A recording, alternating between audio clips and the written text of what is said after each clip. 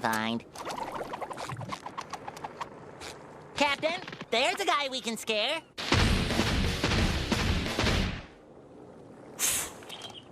I had 4 biscuits, and I ate 1. Then I only had 3. I want that booty, Tom. You can't have my booty. Oh, yeah, I can. The booty is mine. It belongs to me. You cannot take my booty. The booty is mine. All right, hey, what's up, guys? Yeah, man. Let's go.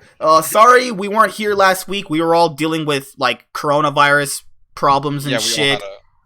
Dude, I was sick. I didn't have the virus. My doctor said, no, you were just sick. You just don't go to work. And then I just stayed home. So how you guys are, actually? I didn't get a chance to talk to you guys in, like, a couple weeks, actually. It was going well, and then I joined a call with you, so... Yeah! I was like, I was like, what the fuck? You're sick, too? God damn! Yeah, everyone's been sick. Maybe not even with coronavirus, just sick. Khan, how you feeling? How you feeling about TL? I mean, I'm feeling good. We'll definitely go over TL here and stuff. But I feel a lot more better. I feel better seeing how they played definitely the second game this week. But even the game against Evil Geniuses, I have a few grievances to air. But I still felt like that game was played a whole lot better than previous games we saw out of them. But definitely against Golden Guardians, they played well, and I think it came down to like pretty easy basic stuff for them. To be fair, they played against Golden Guardians. Yeah. Good lord. Neuro, what's up, girl? How you doing? I'm alright. My full-time job is I work in mortgage. Whoa, and you'd think there wasn't a pandemic.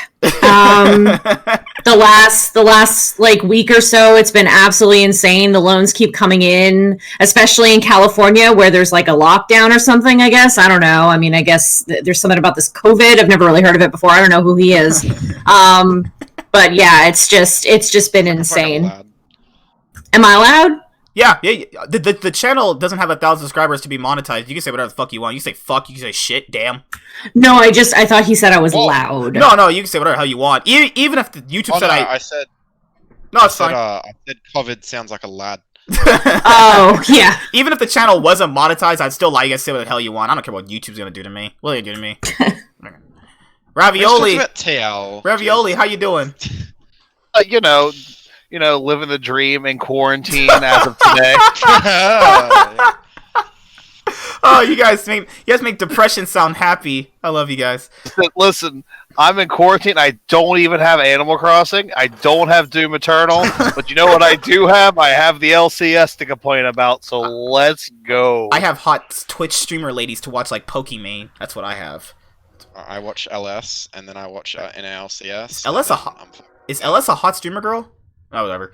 All right. Yeah, he could be if he wanted to. Oh, my lord. Okay. TL could miss playoffs. So, as you guys know, for most podcasts, I don't really go over my opinions because this is kind of like their thing to give their opinion. So, just going top to bottom, what do you guys think about TL possibly missing playoffs? So, losing to Evil Geniuses and then safely beating Golden Guardians puts them in this predicament of they have to 2-0 this week, right? Do I have that right?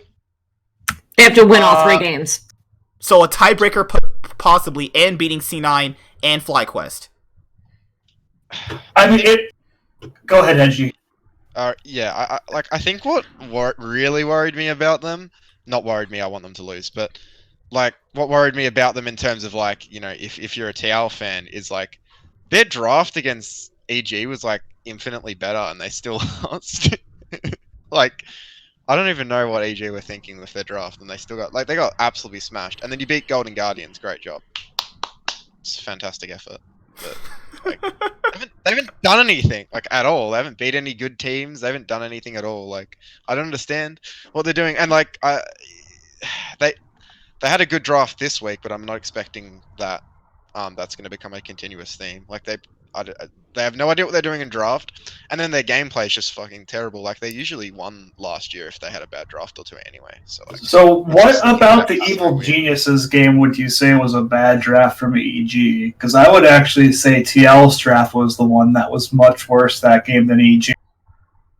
Let me just grab the VOD up. Sorry, I remember I do the remember a few of the champions.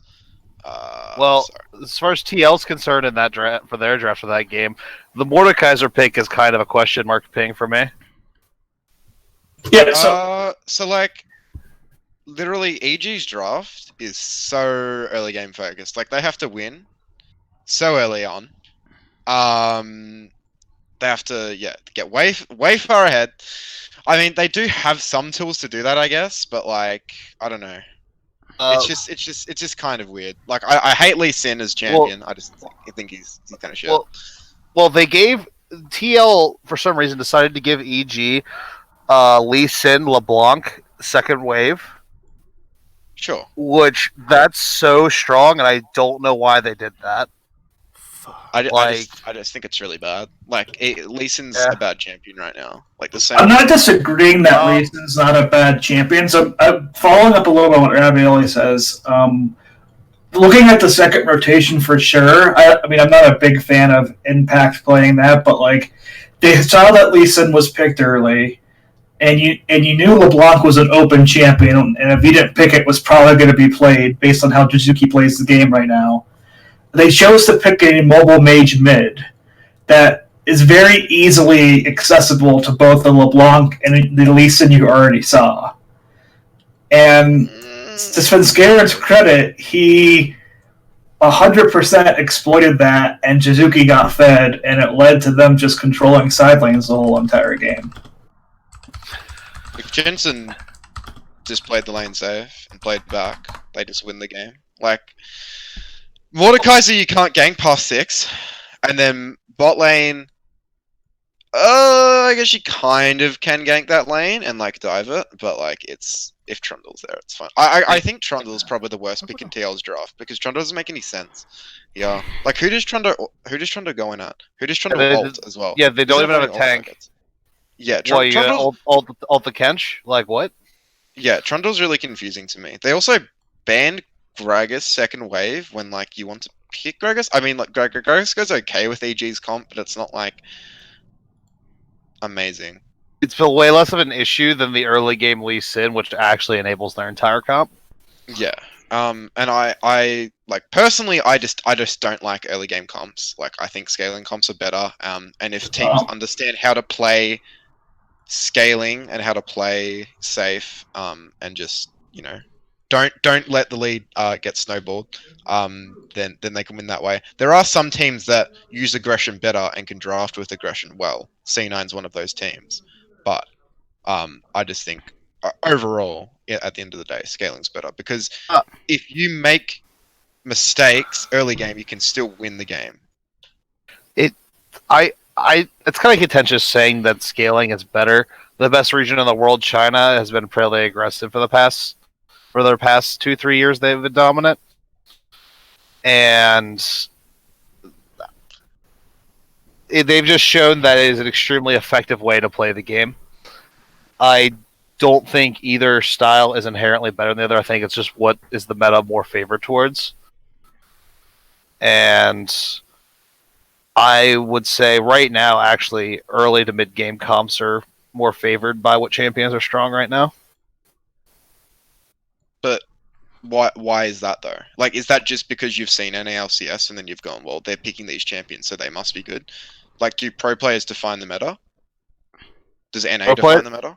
No. I mean, it's worldwide. It's what's working in each region to get an idea, because each region has their own regional picks, and that gives us sort of an idea of what an idealized game state is. I'm just looking at, let's say, specifically China. China has been picking these aggressive picks as well. Elise is extremely popular there, for example. I'm just saying scaling is flat out better. I think is going a little far. Well, it's difficult because remember, a lot of people only thought scaling was good on stage because a lot of people weren't playing comfortable on stage, so it was easier to play scaling because people weren't really fulfilling their early game composition duties on stage, which I think is really crazy that just someone looking at you is gonna make you play the way that you're not supposed to play. Well, to kind of counterfight the idea that scaling is best, I'm not surprised Hedgie does that as somebody who watches LS. I mean, and if anybody should have learned anything after Last Worlds, is that LS should never be an analyst you go to and listen to about pro metas, because the guy is absolute dog shit and doesn't know what he's talking about. I mean, he literally called the finals MVP one of the worst junglers in the whole entire tournament, and the mid laner who won was dog shit and only was good because of mind control. My brain. Mind control. But Wait, I also think it's my other point with Hedgie though is I find it funny that you're saying early game is bad. The only team that can really do early game well is C9, and they happen to be the team. And they happen to be the team that's 13-1. So maybe again, isn't early game comps popular not only NA? They're popular in EU and they're popular in... Yeah. They're not popular in EU. EU plays more scaling. But they throw in random picks like Lee Sin and Elise for some godforsaken reason. But the reason why early game is very popular right now is because you can snowball so hard off of Heralds and a little bit of early Dragons, but definitely Heralds, to accumulate a 3 or 4K... To accumulate a 34K gold lead like EG did this game. And like you said, Jensen could have played safer maybe, but he was dying under tower to LeBlanc and Lee Sin. So at some point, you can just get one shot as that champion. And if you're having to play passive and try and farm as Cassiopeia, all you're going to do is you're going to let LeBlanc roam with Lee Sin either bot or top. And obviously top after 6 you can't do, but bot, it's just a bad pick. Why would you not pick LeBlanc yourself? Because LeBlanc doesn't go well with that comp at all. You've picked scaling around a LeBlanc. Like, what's LeBlanc gonna do? LeBlanc scales pretty damn well. What? Really? Do you pick LeBlanc for scaling? You don't pick LeBlanc for scaling. Like, LeBlanc doesn't go well in a teamfight late game or go well in late game situations. And you've already picked your comp around scaling. Trundle, Mordekaiser, Braum, Varus. You already know you're going to outscale no matter what mid laner EG picks. So why would you pick LeBlanc? Like, Cassiopeia might not be the best pick in this situation as a blind pick, sure. I can agree with that. But, like, I wouldn't pick LeBlanc. Might have been a lot better, honestly. Yeah. You pick LeBlanc for 2 reasons. One, it's a clear takeaway from Suzuki and a clear win condition for EG. 2, LeBlanc does actually somewhat scale well. She does become a one-shot champion in late game aspects. And you know they already have a Lee Sin. You know they have an Ashe. Why would you not want somebody who can one-shot a Lee Sin late game and it can lead to Baron control? Second, LeBlanc also plays lane safer. You don't have any escapes top lane. You don't really have any bot lane.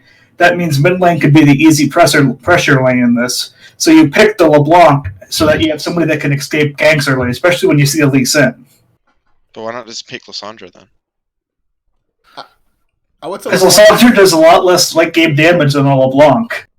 She has a lot more CC and they already have the damage that they need because they've got a Mordekaiser top lane and they've got a Varus. Well, I will say this: this whole conversation around the top lane Mordekaisers, assuming that the Mordekaiser just doesn't get dumpstered by the Aatrox, which can absolutely happen in a skill matchup. If the Aatrox just gets an early lead up in top lane. Yeah. I mean, like, Lee Sin can gank pre-6 quite well. Right, but... Yeah, after 6, it's like kind of... Yeah. Neuro, what do you feel about this? Well, I have to say that I wouldn't probably be as in-depth as some of the other opinions. Not that that's a problem, it's just that I've only been following the game for about 2 years now, and I still have so much to learn, so I can't really talk about whether or not LeBlanc scales or whether she doesn't, or, things like that. But I can say that I'm still trying to figure out if this Team Liquid is... what happened to them, because you honestly cannot just say, oh, well, it was Broxa, because it's not Broxa. He's a decent player. He's a decent jungler. And so when you take the team together, whether or not you're adding in Broxa or not, if you're saying, oh, well, they would have done this way with Xmithie, or they wouldn't have, I think that there's an inherent issue, and I can't tell if TL has just gotten bad or if the other teams have gotten better or if it's a conglomeration of both. Because the problem is that TL has never really gotten punished like this. They would get punished like this in international tournaments, but they would never really get punished against anybody else in NA. It was usually the top two teams were usually TL, C9, and then everybody else. And C9 could never really find the right, formula to beat TL. They were always outmatched. But now, no matter what, I mean, first it was, we have Surenfire. Then it was, Double Lift shouldn't be on Senna. Then it was, Double Lift is sick. Then it was, Tactical is still new. Then it was, Brock's a visa issues. Then, there's like 1,000 different, excuses as to why TL is not playing so well. But there is something deeper and more inherent in this. And based on what I've seen this entire split, I feel like TL, if they do get to playoffs, I don't see them lasting very long, and that's if they make it to playoffs. I just don't think that the games that we've seen from them where they have won, they're not consistent enough that I see that, this is the cohesion we've been looking for. No, they won against Golden Guardians. Who hasn't won against Golden Guardians? And I'm not trying to be like a smart ass. Like, I really want to know, is there anyone that hasn't won against Golden Guardians? I'm pretty sure there have, but I just don't remember off the top of my head. But okay, well, there you go. I mean, GG has 6 wins, so they've obviously also beat teams in the middle of the They have, yes, of course. But on the whole, they are not a very cohesive team. They're better than CLG, but they're not as a cohesive team as they could be. I think they just need to. They just need to work out their kinks. But the fact that TL won against them is not really indicative of a comeback by TL. I need to see something better in the next 3 games that will let me know this is a team that has finally found their way and not, they just kind of limped their way to a win or they won against a team. Well, why wouldn't they win against that team? Yeah, I'm going to have to hard agree. I don't think as if you ask me right now, do I think TL's a good team? I'm going to have to give you a hard no. They're not a good team. I don't know why, but they're just not. Like, you ask me, could they beat C9 while C9's doing all this experimentation and kind of dicking around? I'm going to say no, because C9 at their worst has looked better than TL at their best this season. I mean, TL at their best this season. TL in their best this season had 1 death against, TSM and one. I forget what the other team was. Something that C9 hasn't been able to do.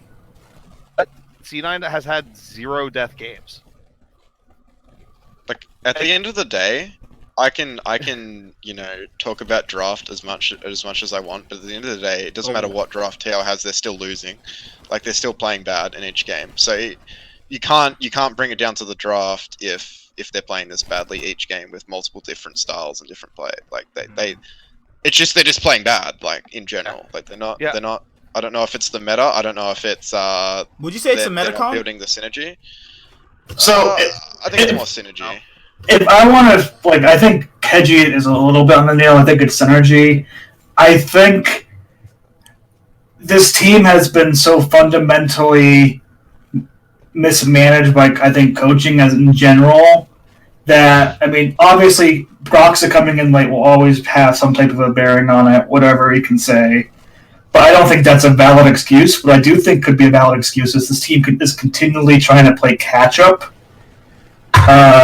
And, some of these drafts and stuff, and I'm not sure if they blame drafts and stuff like that, but it doesn't seem like TL is drafting for smart win conditions, or even the way they move in game, they aren't really moving around for win conditions. The meta in this game changed so much this offseason. You saw Rift Tail spawn twice. You've had this new Elemental Drake system. And while most teams were boot camping with their squads getting ready, TL didn't get their full squad together until week 3 or 4 this split. And that's not an excuse why they shouldn't be looking better by now. Mm-hmm. But, I think this meta, in a way, they're just not playing it right, Yeah, but at I agree with you on some of your points. I honestly do, because I do think that the changes that have come from the game with Rift Herald and Dragon Soul, I think those do actually work against TL just for their type of gameplay.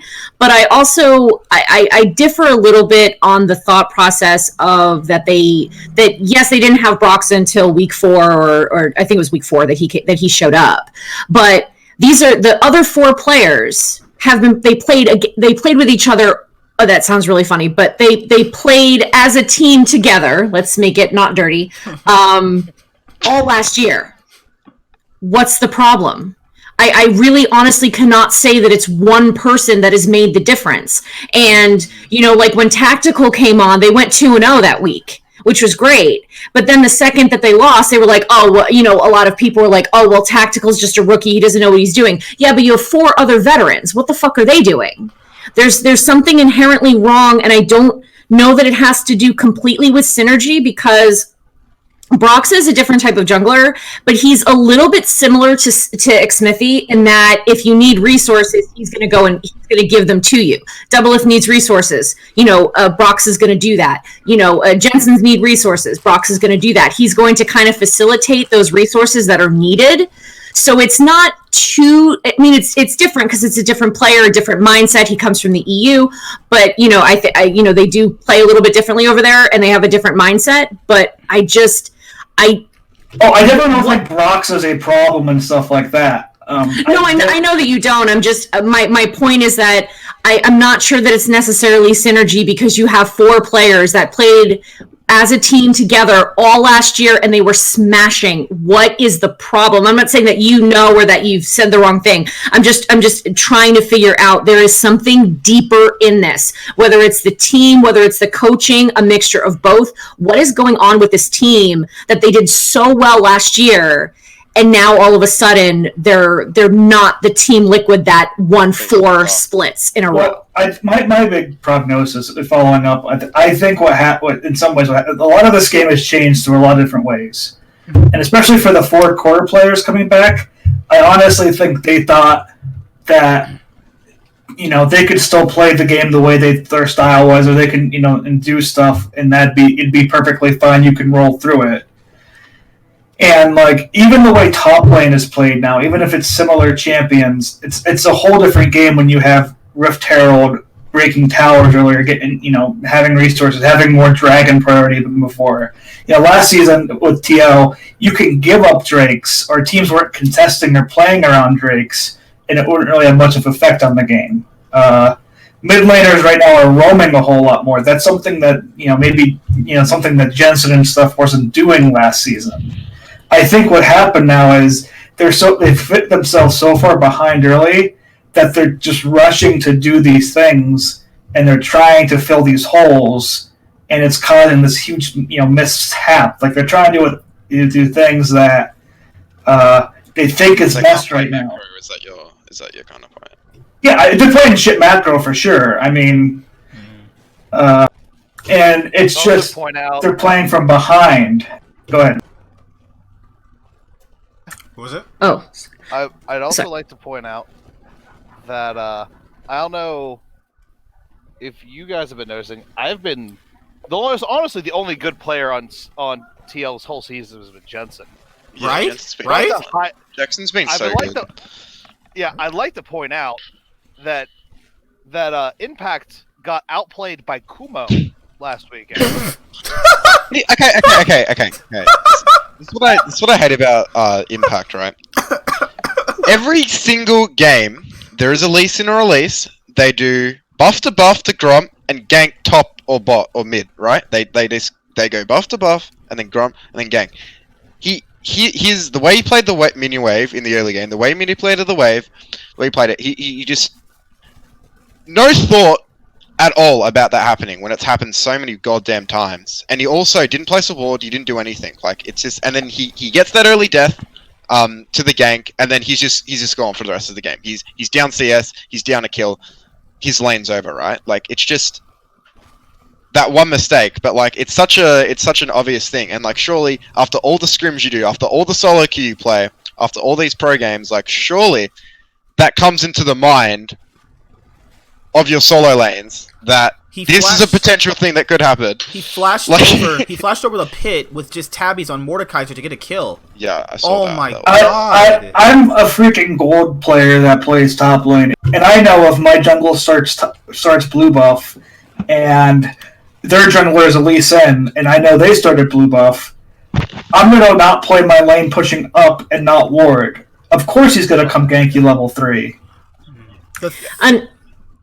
Sorry, go ahead. Sorry. The thing that I wanted to say was that I think the deeper issue you guys were tackling, the last thing that I just remembered like a few minutes ago was that Doublelift saying he didn't care about the spring split. I think that kind of made a bit of a aura around the team that they probably didn't want to play with him at a certain point, and then it's probably building up to that because you got to factor in they were giving it their all for what, like 6 weeks in a row until he actually says that, and then and they're all posting on Twitter that, you know, we're trying our best, we're trying our hardest, and Doublelift goes on stage and, well, he's like, I don't really fucking care about the spring split.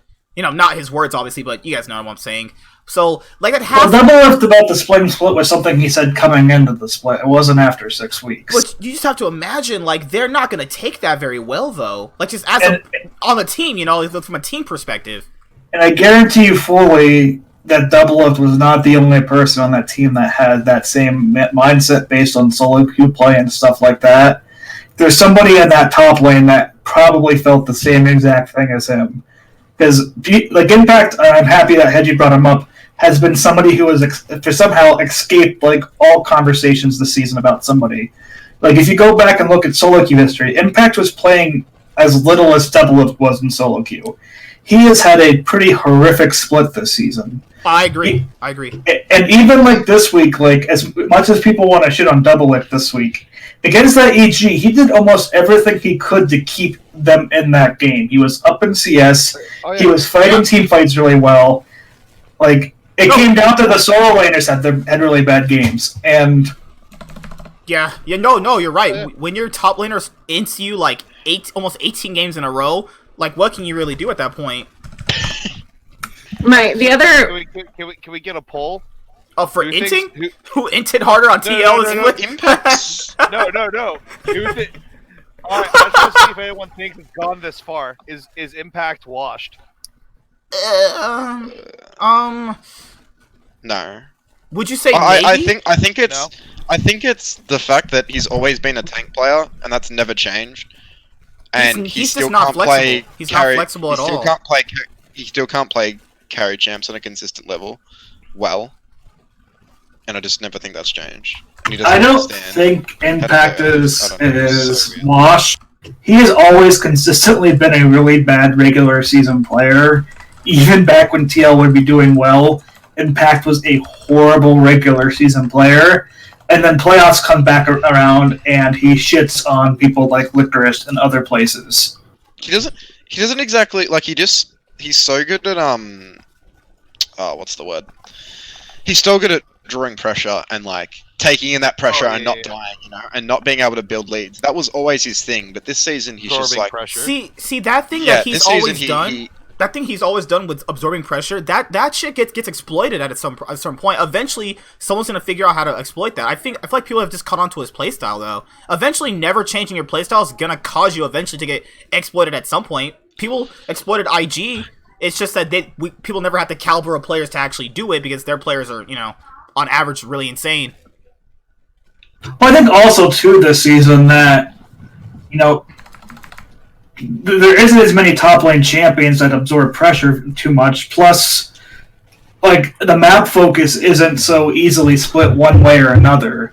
You know, dragons are important, Rift Herald's earlier important, obviously Baron's important, and dragons later are important. So there's no early game stitch to where you can just, and this could be another reason why they're doing so bad, where you just focus on one half of the map and it be okay. Because there's so much movement going around and so many important things to have that, like, you can focus on one side, but there's a good chance that it's gonna mess you over at some point. Like, if I could also just one of the other things that I wanted to mention is when it comes to the something that we said a few minutes ago when it comes to the different changes in like with Rift Herald and Drakes and stuff like that. What were they practicing during scrims before the split began? Because obviously those changes happened not too long before the split, so they would have had practice before then. Why were they not taking that into account, regardless of whether or not Broxah was there? Those things happened regardless of Broxah not showing up. It's not like Riot said, okay, we're not going to put these changes until Broxah gets here. They were already a thing. So what were they doing when knowing these changes were going to come up? Why weren't they trying to tailor their strats instead of trying to say, oh, well, this won't be a big deal. We're just going to do what we normally do and we'll be fine. NA sucks, lol. We'll just kill everybody. That's probably what they thought in their in your last statement. They probably didn't. They probably just didn't think teams could actually do that. That's what I think myself. They weren't able to practice with Broxah, right? Until like week 4. Yeah. So like, and he came in super like jet lagged and then scrimmed and then actually played that weekend. Like he'd only been in LA I think for like 2 days. Yeah. I think Go ahead. Yeah, like the meta, has the meta really changed over like the 6 weeks that we've like 8 weeks that we've had an LCS? Like has what specifically has changed in the meta?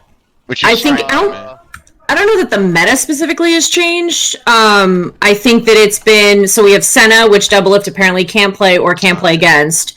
Aphelios, Set. ADC has been kind of a rough deal, and then the addition of the extra Rift Herald and then the Soul. And I think, honestly, Dragon Soul and Rift Herald have been the 2 major changes because champs you can eventually learn how to play or you just ban them.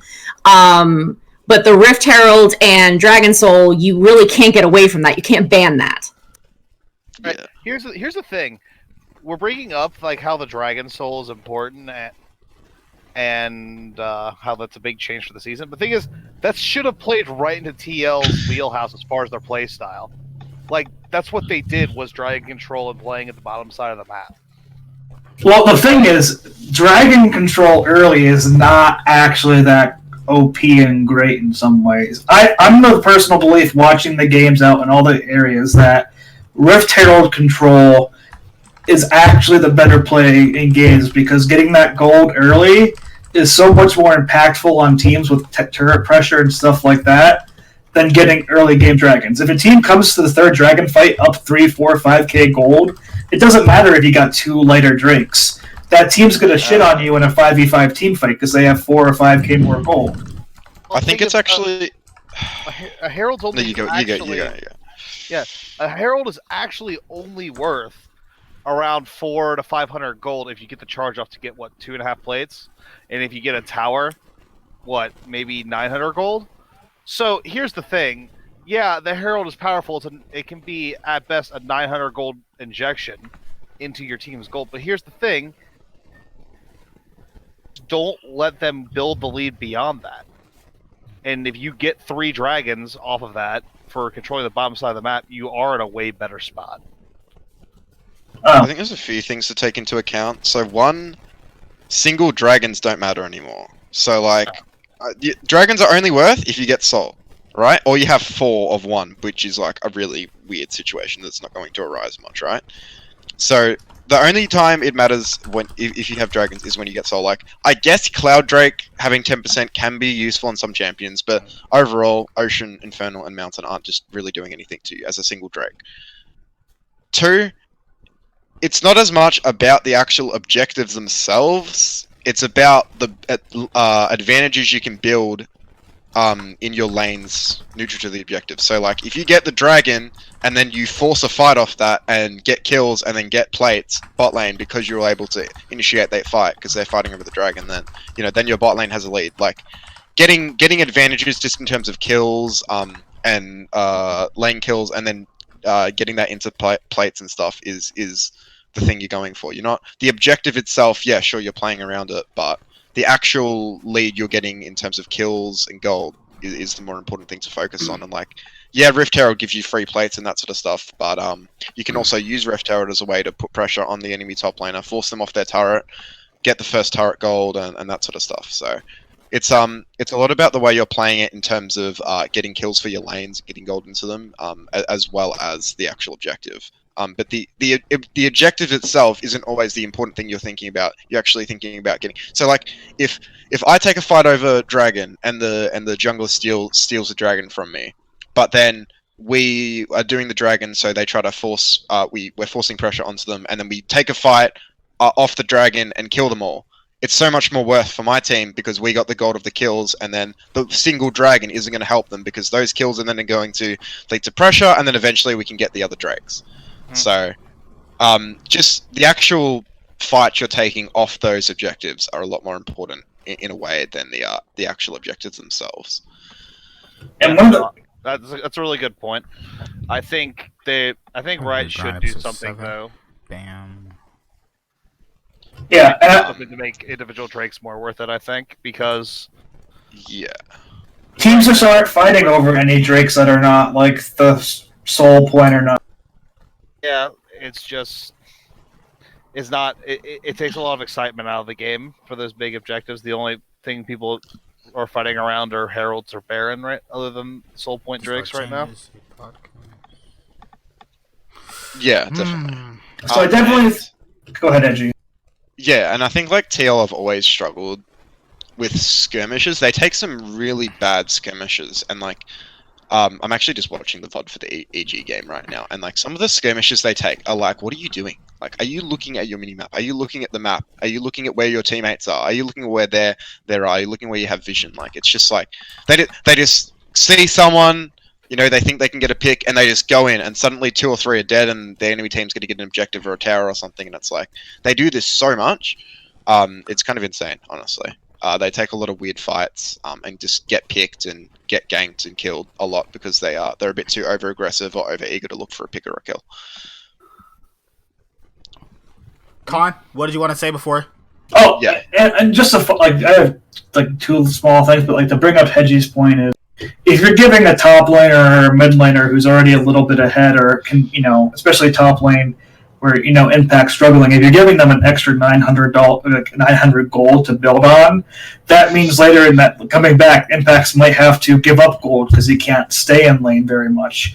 That it forces down maybe tower late game, and you lose map control, because once you lose your first turret, good pro players with macro can really turn that into second and third turret just by controlling waves and such. But I just think Rift Herald is so important because you're not seeing fights over Drakes really that much, but you are seeing fights over Heralds. And for TL, a lot of those fights, you're not seeing your double lifts and Cork JJs really be there for them. And if your top laner is not having a good time, Jensen's playing very well, but he's been iffy in the last few weeks. And there doesn't seem to be good synergy between Broxa, Impact, and Jensen as a 3-person trio. You're losing those battles around Rift Herald, as well as using Rift Herald a lot.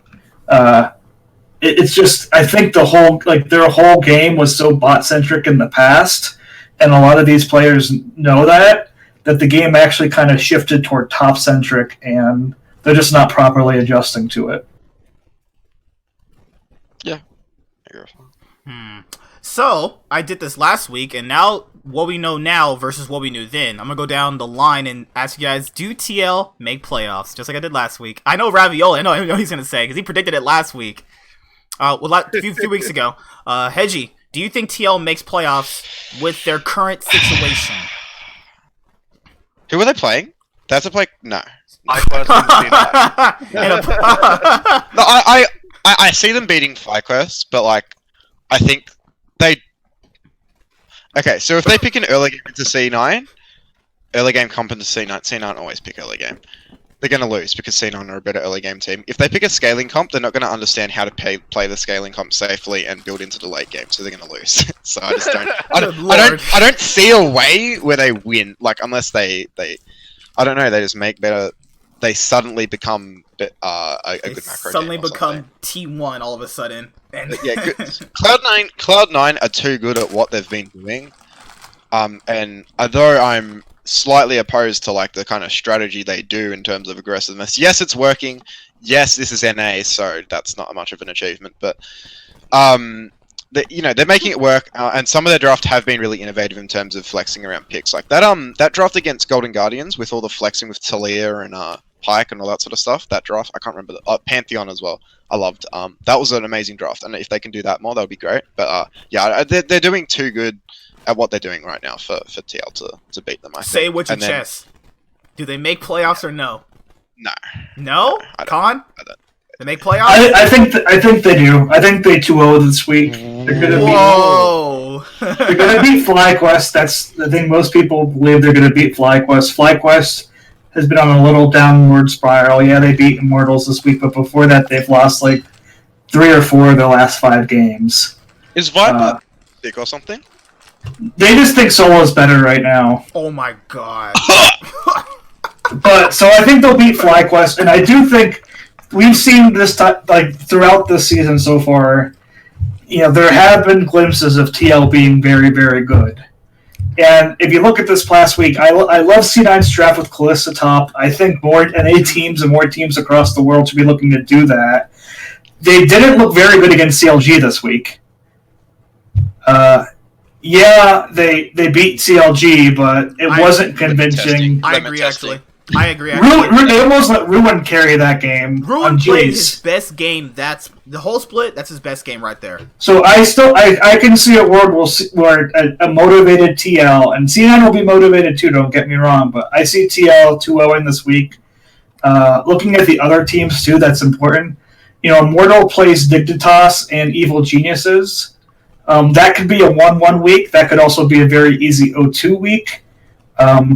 100T, they play TSM and CLG, and even though they should beat CLG, we've seen CLG play better lately with Pole Belter, and I could see a world where 100T loses both games as well. So I could see a place where there's a tiebreaker for 6th place, even if TL goes 1-1.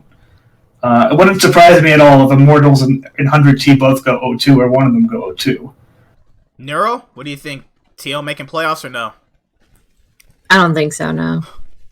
I mean, if they do make playoffs, it's not like I'm gonna be super like, oh my god, I hate them. I can't believe they made it to playoffs. My entire life is ruined. But I just based on the evidence, based on what I've seen, based on how I've seen them play, I don't know. And I honestly kind of hope that they don't make it, simply because maybe that'll be the wake up call that they need to get their shit together. I can't believe EG is second. They suck so much, dude. Like, we'll 1 second. We'll get to them. Cause I'm sorry. I just had to say it. I hate that team is so shit, man. I'm just looking at the standings and I'm just like, what? How are they second? Ravioli? What happened? What do you know, Ravioli? Say it with your chest. TL's not making playoffs. Yell at shit. I'm just kidding. Will not make playoffs. In fact, wow! this weekend. Mark it down. Screen cap this post. Oh my god! They will get 0-2 this weekend. They're gonna have a long think in the shower afterwards about their lives in their split, and they're gonna have to get ready for the summer split. This is only gonna go 2 ways. Be good again. This is only gonna go 2 ways. They're gonna be good in summer, but I actually agree with that too. They're gonna have to learn this lesson real hard. Actually, this can only go 1 of 2 ways. This didn't age well, or you're just a fucking genius. That's the only way it's gonna go. There's no in between. There's really... Okay. Before we get to the LCS standings, just want to ask you guys, how do you guys like the spring split online format? How the LEC, LPL, and the LCS presented it? Did you guys like it? I have some strong thoughts about this. All right. So I like the LCSs. It seems pretty well put together. But the LEC, oh my god. Some of them were using dial-up internet, or they had mics worse than me, because the sound quality in their broadcasts were absolutely terrible. To be fair, Berlin internet is notoriously terrible no matter what service provider you have. So they really are working with limited internet and just speeds, which is likely why they didn't use video, why they just used audio, and even then that was testy. And I honestly think it just has to do with Berlin internet, and I feel really bad for them because that's kind of all that they're given. It doesn't really matter what internet you pick, they're all shit. I give two thoughts here a little bit. I think NA's cast was inherently better because almost all of the NA casters stream. So if you're somebody or you do shows at home where you have video, so like it's easier for NA casters to have a professional setup if you have people like Mark Z who does Hotline League, if you have Captain Flowers that stream, Azale sometimes streams, Rev streams. I'm sure Jat has done plenty of video podcasts for people in the past from home. So like their setup was more in tune. But to jump on also what Neuro said, especially if you follow Shocks, and you're even seeing it here a little bit in places in America, there's so many people on the internet right now that it's actually lowering people's upload speeds and stuff like that. So when you already have shit internet and you're having millions of people in the city use it, you're getting such slow speeds and such quality that Shocks can't even input this right now because their internet won't even upload fast enough. Yeah. So you have multiple people getting on the internet, and then you have Berlin internet, and it's just absolutely terrible. But if I could also say, in regards to the LCS broadcast, I do agree that most of the casters and analysts, they do stream. But also, I don't know if y'all noticed, I actually tweeted about it because I loved it so much. Dash took his LED lights behind him and matched them to his suit color. And that was just the most beautiful aesthetic I could have ever noticed. It was great. I didn't notice the first time on Saturday because he just had, he had the red light behind him and his kind of like maroonish suit. I didn't think much of it. But then the next day he had the blue light and a blue suit. And I was like, damn, that is some smart shit. And I was so fucking happy about it. I actually had to tweet about it. I was like, this is baller. Like, I really just appreciated that kind of thing. I do think the LCS broadcast went better, probably because of the better internet. I like that they could use, video. I thought that it brought a little bit more of a, just kind of a better feel to it, more of a, just kind of at home feel that we really liked. That being said, I appreciate these people for, actually going the extra mile and doing these casts that they don't have to do. They get all this equipment sent to their homes to set up everything. There was a picture from someone from the Riot production team who had literally like 6 monitors so he could, splice everything together and put everything the way that it was. And it went so smoothly. And I really appreciate everyone in production who's gone in and made these online casts what they are. I really can't stand listening to Crumbs half the time. I think he's on Ritalin or something. I just don't know. His mic was horrible. But other than that, I actually liked it. I liked the cast so far. Jet was petting his dog. I was like, this is like, why can't I get a Shiba? But no, I actually liked it. I saw the LPLs, them doing it for, I think, 2 weeks so far they've been doing it. I love how they've been doing it. I think that this is good for certain teams that aren't good on stage. Like EG, they just weren't good on stage, and I think the Spring Split Online has just inherently helped them better. Like certain teams that weren't really that good, we kind of saw them in a different light this week, like Immortals, EG, 100 Thieves, God forbid, even Ryoma looked decent. What do you guys think about that? Do you guys think them playing from their homes has made them a little bit more comfortable? He's OPL, dude. My hometown. All right. I don't think it did do too much because, like, you would have seen fucking Golden Glue be good, and he had probably his worst week of the split. And if you, like, as much as I gave hate earlier to Evil Geniuses and stuff, if you follow back weeks before even this happened, they were actually on a win streak and growing, up there. And we saw Immortals beginning of the split. They did great at the first half of the split. They were like 5-2, so at one point. And they didn't exactly have a great week this week. They won a long game again against TSM, and they lost to, I forget who they lost to the first day. It was FlyQuest. So, like, they didn't exactly look that great themselves. But as much as I hate Evil Geniuses, they've been on this win streak now for like 3 or 4 weeks straight, while most of those games being on stage. So I don't know if it's fair to say that, they played better because they were at home. I think EG is just playing better.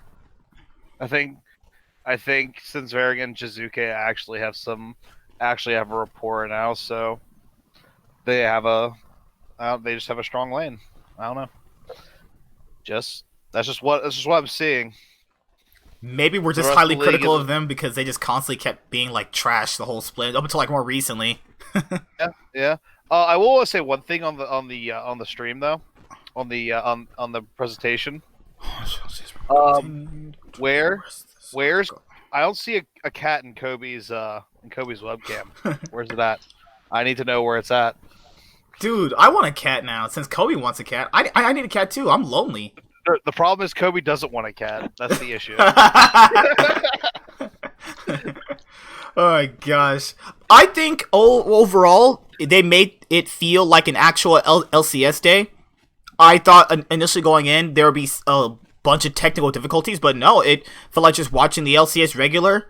It kind of sucks not to have the Monday Night League because I do enjoy that, but you know, sacrifices have to be made for this. Listen.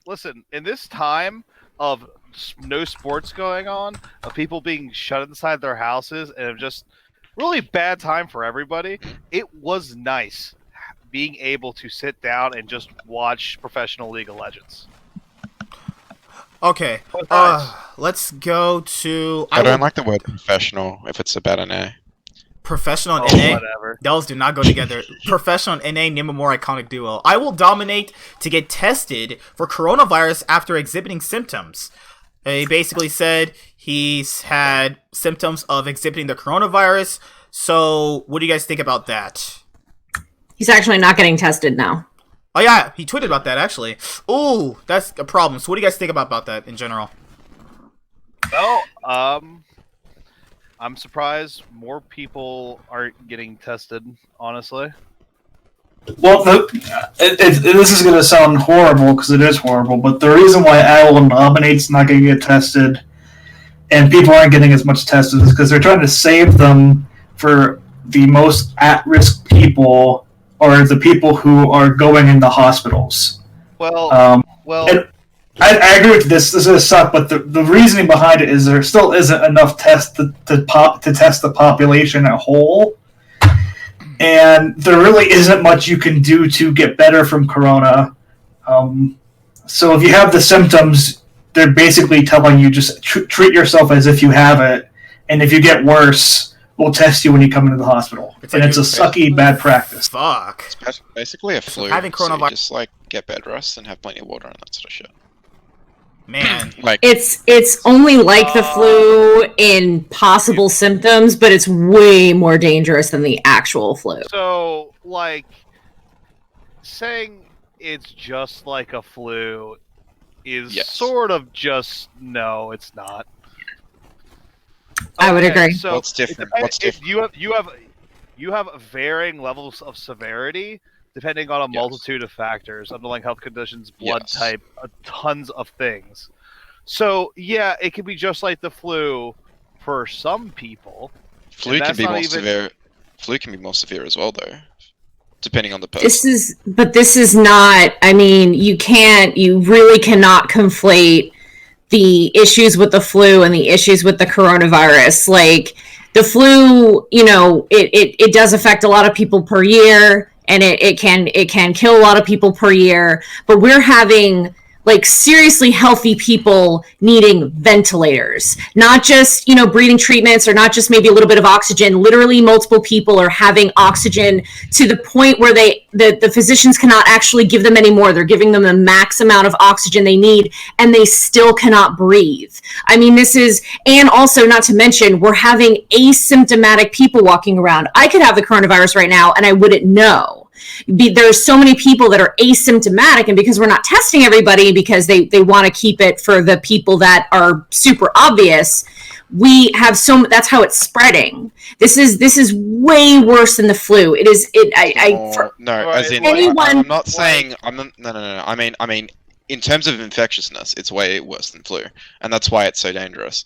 But in terms of the actual disease itself, you know, you're going to have more severe cases of flu, and then you're going to have mild cases, and that is kind of similar to the coronavirus. Maybe it's about 10% more, maybe a bit more severe than the flu, but you could kind of compare the two.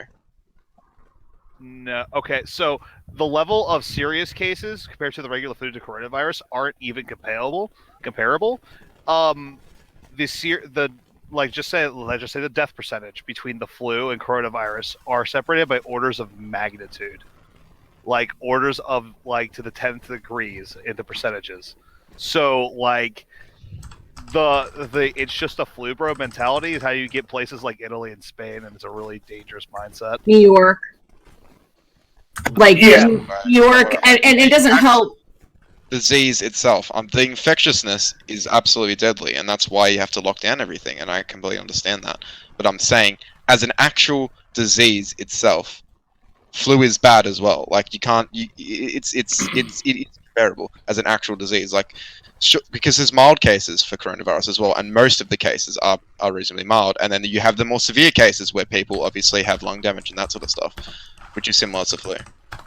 The problem that I'm also noticing that, you know, I think initially we thought a lot of the cases were going to be mild. And like I said, we do have asymptomatic cases right now. So we don't actually know. There could be plenty of people who have the virus and they won't know, and we won't know because we're not testing them. But I think that based on all the information I've seen, the severe cases are way more than the mild cases. I mean, we are running out of beds in hospitals. We are running out of ventilators. You know, there are a bunch of people. I mean, I think that New York has over 30,000 cases right now alone. And they, you know, because New York City has about 60% of them because they're all, it's Manhattan. They're all in small little, you know, clumps of people together. I mean, that's just how it works. And I think that I'd have to look at the information. I can probably pull it up, but the amount of severe cases is growing exponentially. And in that case, it's not really like the flu. Well, like some of the mild symptoms, some of the mild symptoms that people exhibit are flu-like symptoms. But there's a lot of diseases that aren't like the flu where people exhibit flu-like symptoms at the start of it. Like, just looking at those base symptoms at the start isn't really reflective of how it's really acting and hospitalizing and killing people. I mean, okay. A lot of people have flu-like symptoms through the whole thing. That's what I'm saying. For me, so I'm going to try and differentiate this between flu and not flu because, what's happening in America right now is, you know, we don't have a magnitude of tests to actually test the amount of people that probably have this virus. And that sucks. It really does suck. And it's something that you see across the world. This isn't just an American thing. That's stuff that's happening in Europe. That's stuff that took place in Korea. It's the reason why China literally shut down their country for 2 months. But the people like I Will Dominate will not get tested until they are so severe they need hospital because they don't want to wait the test on a 20-year-old person that is showing minor signs and not major signs. Whereas they would want to test the 60 or 70-year-old person in California that is showing the same amount of signs that he is. So I'm looking at the article that you just posted and the information. So here's the thing. Find some statistics, by the way. I'll find someone current. No, that's fine. That's fine. I'm just looking at. So there have been 2.6 million flu illnesses and 23,000 flu-related hospitalizations, and then it's at least 1,300 people have died from the flu so far this season. How long have we been in the flu season right now? Does anybody actually know? I don't know personally. It's been a few months, though, hasn't it? It's not like only been a couple of weeks. Well, it's also, I think the flu is always something that's inside you each year. So what happens is it mutates a little bit, so it's already kind of in place for a lot of places. It's like I have a point though. Like what I'm trying to say is that so we have 1,300 people have died from the flu so far this season, right? And that's however long we've been in flu season for, right? Right now, as of right now, around the world, we have 54,893 cases in the U.S. We have 54,893 cases. This has been around for it's really picked up maybe for about a month. and already we have 783 deaths in the United States. So this is doubling and tripling and multiplying exponentially by the day. And so when you say 1,300 people have died from the flu, how long have we been dealing with that right now? Because we're almost caught up in the month that we've been dealing with this in our country alone. The only issue I would separate between the flu and the coronavirus is one thing we all have to do when we do get sick. And that's, you can go to the doctor if you have the flu, because they'll know and have remedies and medicine for that. You don't have that for the coronavirus yet. It's just kind of the difference that I have between the two. You could go to like a Rite Aid, get some medicine for your flu, and probably be better in like a week or so. You can't just go to a Rite Aid right now and get some medicine for the coronavirus. They're just not now. Rite Aid. I'm just, yeah, I mean. But it's also a case too. Like what I want, like they're talking there. It says 23,000 flu-related hospitalizations. I can't speak to this because I don't have the number ahead of me, but I'm pretty sure I've seen that the coronavirus itself, just from the short amount of time from January to now, across worldwide, with the less amount of people infected, like you said, has had more hospitalizations for it than the 23,000 you have there. I'm trying to take a look here. So far across the world, we have 421,792 total confirmed cases. Across the world, we have 18,883 total deaths, with the most in Italy at 6,820, and total recovered is 107,762. Do you guys got any good news? Which, by the way, is a 15% death percentage. Holy shit. And that's across the world. That's not just like, obviously, but here's the thing. We are now number 3 in confirmed cases by country. Number 1 has been China, number 2 Italy, and number 3 is the United States. Well, there's 32,991 in Germany right now. Gosh. Holy moly. I mean, this is a big country, too, so you gotta factor in, we're probably gonna have a lot more cases because we are bigger. That's gonna happen naturally. We also have a lot more cases because how many of us haven't been tested? Also true. Yeah. Also, let's not forget that this is just the first wave. There's probably gonna be a second round of infections. Yeah, thanks people who went to Florida to go to spring break. Oh my god. Yeah, Yeah, it's just the thing's gonna hang around until there's a vaccine for it. So, and that's why flattening the curve. This is just going to be a thing we're going to have to deal with for a while. And that's why, trying to open back up the economy is going to kill more people than it's going to save anybody else. And we can't. To play devil's advocate, to be fair, I know we have a pandemic, but we can't really keep it closed. We can't just have everything on lockdown so long because we're all going to be, like, out of money and, places are going to be shutting down. Like, that's a problem in itself, too. Like, let's say we get past the coronavirus. Well, how many other people are going to be affected with their businesses when they were making no money, too? You can't make any money if you're dead. That's also true. I don't want to get the politics here. I do think opening it up too soon right now, we're doing that, but I do think there is a major thing happening in some states where they're closing down these businesses and they're closing down things. And yes, it's nice to have an eviction thing on rent, but there's no rent freeze happening. There's no utility freeze happening. There's no mortgage freeze happening. So all of these people who are losing jobs now in California for the next 2 to 3 months, yes, people will be saved. I'm happy about that. But there's no legislation in place that's saying that their April and May and potentially even March rent aren't going to stack up come June when things start getting lifted. That's what I was thinking. That's what I was telling my boss. Is like someone could say, "Hey, your rent's canceled for this month," but there's no like actual person saying, "Hey, if you don't pay a bill, people don't understand this. It just piles up if you don't pay it." That's just how it works. Well, this is also what I mentioned before when you asked how my day was. I work in mortgage. we have not slowed down. Now, I work for a lender, so I can sit at home. I log in through a VPN and I work that way. I don't have to be in the office. My company has been doing work from home for a long time now, actually. So when the call came for us to work strictly from home, it was just like, okay, business as usual. We'll just work one extra day a week at home because we're already doing 3 to 4 days a week anyway. However, a lot of these title companies, I don't know if any of you own homes, but when you go and sign for a home, you have to sit in a room with another person who says, this is what this form means, sign here, here, and here, initial here, whatever. And so there is no real social distancing. You kind of have to sit. And a lot of title companies are trying to do what they can. They're saying that they're disinfecting each room, asking only that the people who are supposed to sign come in. Clients will take home the pens that they use to sign the paperwork, things like that.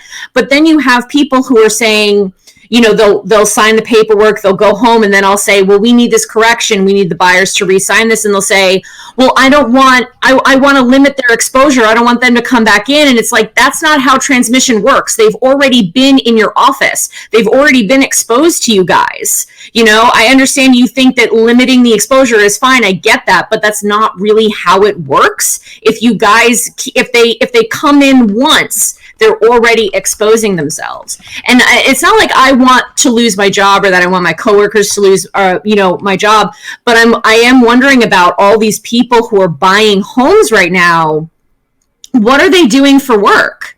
Are they just working in essential businesses, or I can understand a refinance because that's a little bit of a different thing, because it's already your home. You're just refinancing for a lower payment and interest rate.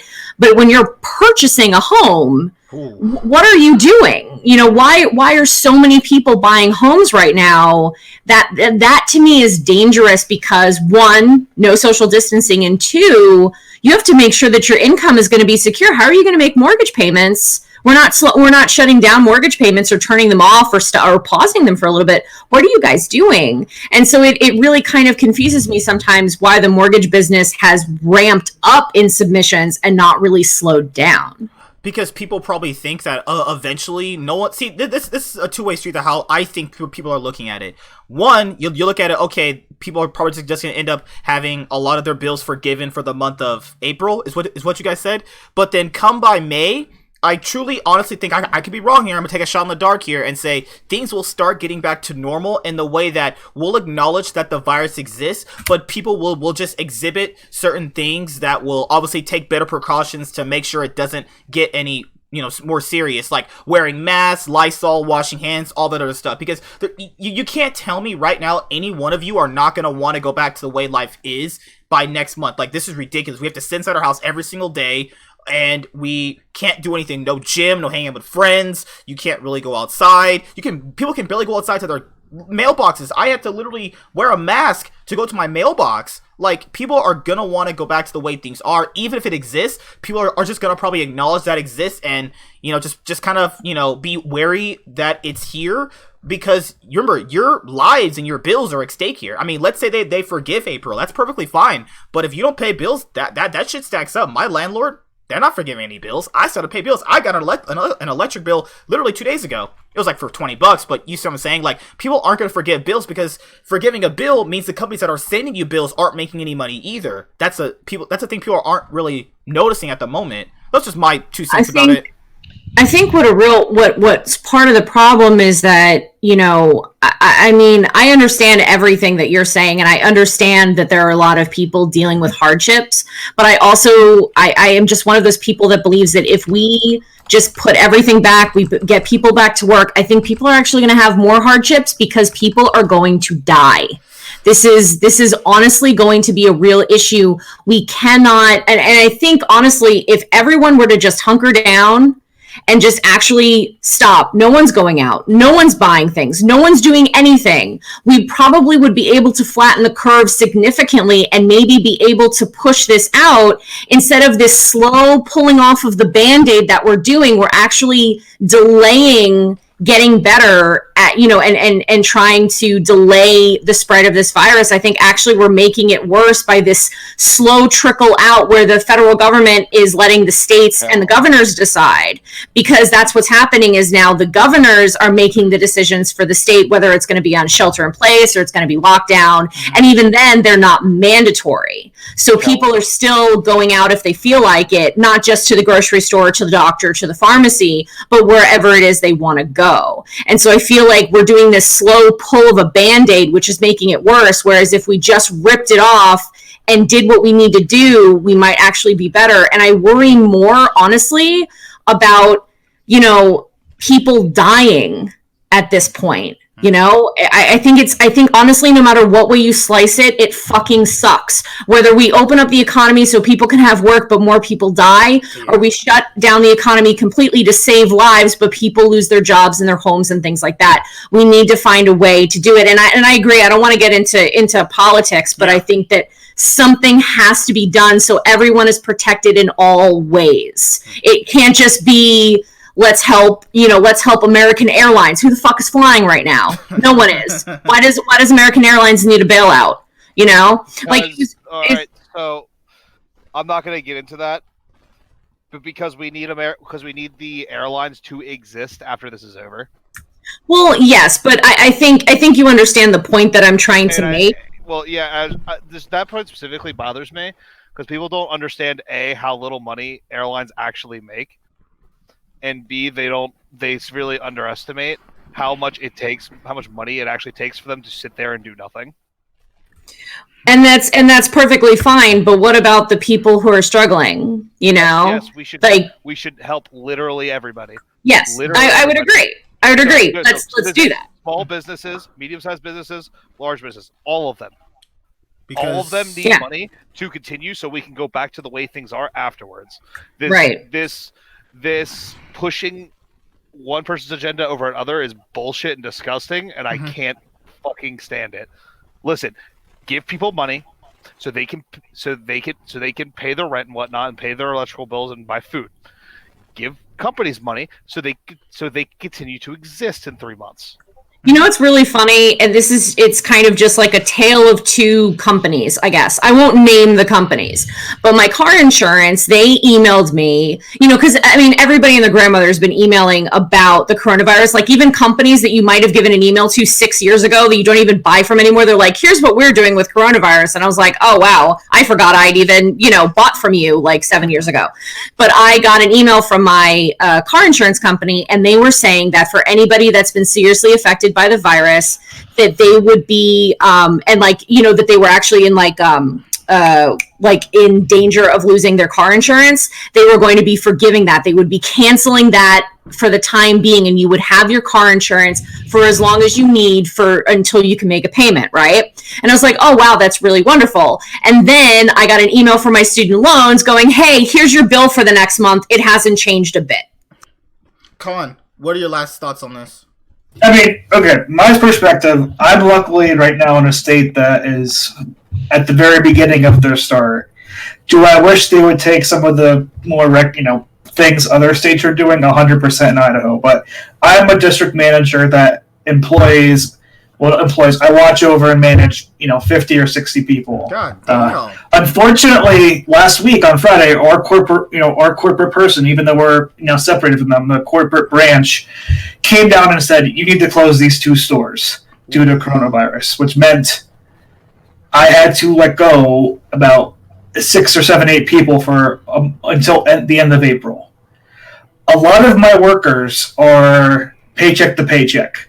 There's a lot of workers in this country that are paycheck to paycheck. If it were up to me, I would literally ask everybody to shut it down, take no payments, force no payments, and in 2 months, we'll see where we're at. But I wouldn't hold zero expectations on anybody to try and have to pay anybody anything in terms of rent, utilities, and month-to-month style bills.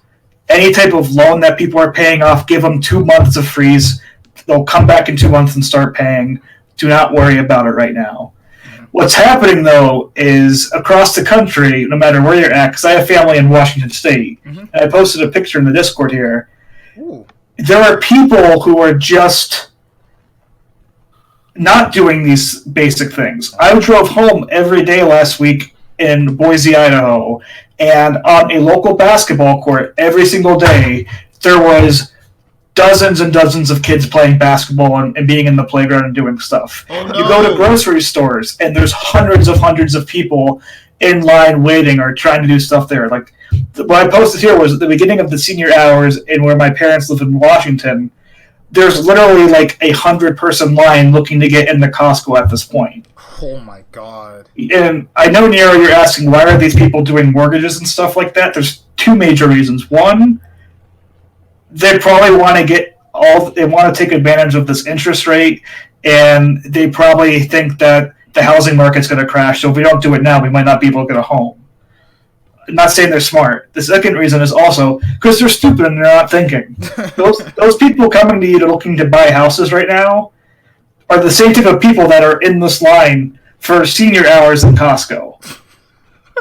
They are not thinking straight about this at all. And yeah, but I agree with you, and I also say, like, if they think the stock market, if they think the housing market's going to crash, do they not know what happened to people who bought houses right in 2008 before the stock market crashed? Like that. Man. I mean, if you haven't watched The Big Short, I definitely suggest doing so. It honestly really scared me when I watched it because. Partially because I knew what they were talking about because I work in mortgage. So I know the words that they're saying and I knew what they were talking about. But also some of the brokers I saw that knew what they were doing, they knew they were pulling bullshit on these people and they were laughing about it. And I know brokers like that, not necessarily brokers that would pull shady stuff, but just their attitude. The attitude that they really just care about their bottom line. I've been working in mortgage for a while now, so I kind of see that, and just every now and again, just some of the air of pompous bullshit. And so I wonder, like, I think that that's also a bad thing because it's like, do you remember 2008? Do you remember what happened? If you think the housing market's going to crash. Just because you buy your home at a low interest rate, what is going to happen when you lose your job? Like, what is going to happen if the housing market crashes? If coronavirus gets worse and more people are out of work? Like I said, I don't necessarily want my coworkers and me to be out of work necessarily. I just worry.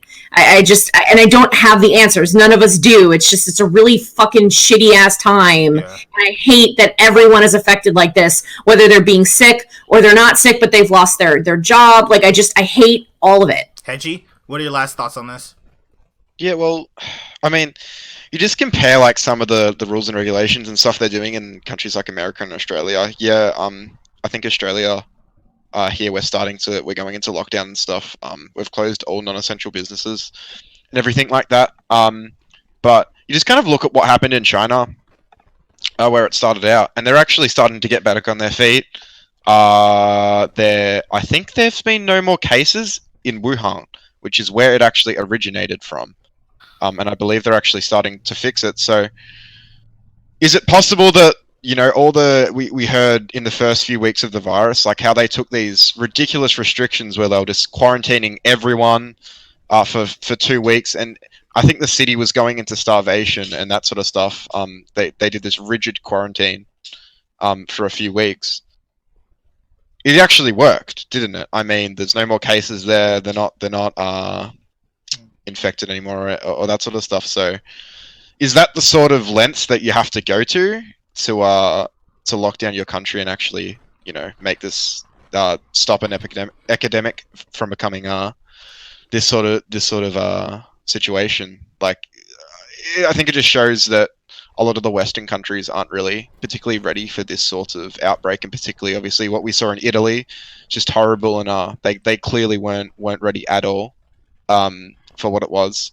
And maybe I know China is probably we're not on the friendliest terms as Americans and Australians with China because of some of what they've done, but I hate maybe you. we have to follow their footsteps in terms of flu and kind of coronavirus and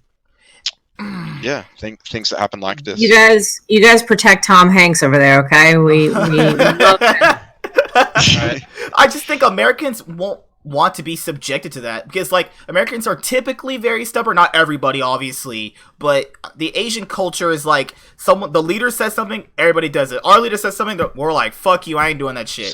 That's kind of like sacrifice the short term for the long term. People don't think like that here, man. I wish people thought like that here, but they don't do that, because there are people still partying in the beach. Those are shitty dumb kids. Yeah, that's the thing too. Shitty dumb kids. Is they're saying, like on the internet, they're saying like, oh, these damn millennials going to the beach. It's like, no. I'm a millennial. I'm not going to the beach. That's Gen Z. Blame those people. Also, like, don't blame millennials. As much as I want to, we can blame every freaking generation during this right now because true. Yeah. Because the boomers are the ones that are going to the grocery stores buying all the stuff. Millennials, they've done some stuff, but there's a lot of millennial parents out there just letting their kids roam around and going to playgrounds and stuff, and they're watching them in playgrounds. Right? I just saw that. Old people are still going out every day. Granted, my business. If I was stuck in a house with a 6-year-old for 24 hours, I might just release them to the wolves too. Oh my god! I know, but I when I go around Boise, Idaho, when I look at who's shopping and doing stuff right now, 60% of them are people who are over 60 years old. That's horrifying. So it's like, what the fuck? Every generation has a ton of people, and I don't say ton. Every generation has a portion of people that are just acting like idiots. I think the government wasn't decisive enough. Like a lot of governments just aren't decisive enough compared. I know China's a dictatorship, and that's not what you want to have in a country. But I guess in this case, at least they had swift action. They were very on top of everything. They quarantined everyone immediately, and they stopped the spread of infection. And it comes down to like public perception, like hindsight 2020. That's going to be like the motto of this year is hindsight 2020. We had people. I need to find a drum set for your joke there. Yeah, we had people who were criticizing the president of the United States, and he's done some shitty stuff. Don't get me wrong, for banning travel to China. banning travel from China, calling him like xenophobic, and that he's letting fear get to people, as well as coming back and also criticizing him for banning travel to Europe just a couple weeks ago, saying he's being xenophobic, he's trying to raise fear and stuff. And now people are like, dude, why didn't this guy do more? You should have done more. You're a horrible person. And it's like the same people that are criticizing him now were also criticizing him during those decisions. Like, obviously, hindsight now, everything should have been locked down in January the minute you saw China have their issue. Like, I guess for me, I love movies. I love esports. When I heard that LPL was being canceled and that the movie theaters or everything were being closed in China during their Christmas time, their Chinese New Year, I knew, shit, this is a big fucking deal. Unfortunately, almost everybody else in the world didn't pay attention to it until it got into their face. Well, see, this is I don't really have an issue with the I think the banning of certain, like, people flying in like from China or from Europe. I think by the time you banned from Europe, I was like, okay, I don't really know that there's much of a point. Don't mind if you hear my cat. She has a lot of opinions on this. But here is the problem. Here are the responses from the president that I have an issue with. We have it totally under control. It's just one person coming in from China. It's going to be just fine. I think it's going to be a problem that's going to go away. They have studied it. They know very much. In fact, we're very close to a vaccine. One day, it's like a miracle. It will disappear. You take a solid flu vaccine, you don't think that could have an impact or much of an impact on corona? Now, and this is just my hunch, but based on a lot of conversations with a lot of people that do this, because a lot of people have this, and it's very mild. Those are the problems I have. Those are the issues I have. He didn't take it seriously in those ways. He thought it wasn't going to be a big deal. He keeps making all these press conferences where he just talks, but he doesn't know what he's talking about, and he won't let the experts actually talk. That's my problem. If he had taken this seriously, I would have given him credit, but he called it a hoax in the beginning, and now here we are. We have like 50,000 cases in this country, and in March 4th, That's not too long ago. That's 20 days ago. He said a lot of people will have this and it's very mild. And hospitals are running out of hospital beds and they're running out of ventilators and they're having problems getting PPE to the people that actually need to use it. That is a problem for me. Not the banning of people coming into the country who are from, countries who may seriously have the virus like Italy and China, but those words. That's a problem that I have. We're ready for the next time now, though. It's a good wake-up call, I guess. I know, like, if anything good can come out of this, like, it's a great wake-up call. Yeah. For the rest of the world. The thing is, this is such uncharted territory for us as a planet. Because the last time we had an epidemic of this level, it was the Spanish flu of 1918. Well, swine flu. Wasn't that just as big? The swine flu, right? No. Not like this. Not even close. I was swine flu had a lot of deaths and there was a lot of people infected, but it's not the severity level that this may become. Yeah, I remember. Put it this way, the swine flu didn't shut down countries like this is, and that's why, like, for me, I pushed back a little bit on, like, and I do think there's something he says that's not right, but, like, almost all of Europe is in the exact same position that the U.S. is, and if not worse. Like, in some, like, you're comparing some of these countries in Europe who have smaller per capita people than the entire United States, and you're comparing them together. And, like, the whole world took this by storm. Everybody neglected this. This isn't like a one person was wrong, one person was good. Like, besides, like, South Korea and China, everybody just kind of ignored this, and then until it got into their face, and then it was like, oh, boop, it's here. Yeah, so, like I said, this is uncharted water. We'll know how to deal with this, not only for the next one, but honestly for this one in the coming months. But I think this will probably circulate. I have a feeling it might. I don't really know because I'm not a physician or an epidemiologist, but I feel like it'll be like the thing that we deal with every year with the flu. But we'll hopefully have a vaccine in 18 months. I think that's like the max amount or the earliest amount of time. I think people are being given like a test vaccine, but I think it takes like 14 or 15 months for them to keep track of them to make sure that it actually is doing what it's supposed to do. It does take a long time to create a vaccine, but I think by that point we should have vaccines and actual things that we can say this is the flu or this is the coronavirus. But right now we just can't do that. We weren't ready. Any last things you guys want to say on this before we move on? You guys good? No. You good?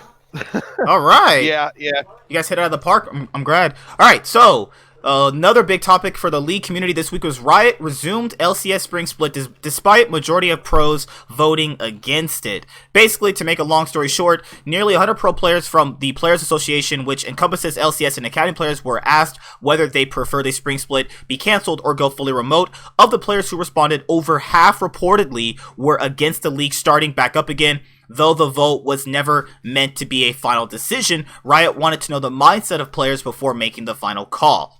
So, what did you guys think about this when it came out that a good amount of the pro players wanted to cancel the Spring Split at the moment in time? Is this assuming that they knew that it'd be played from home?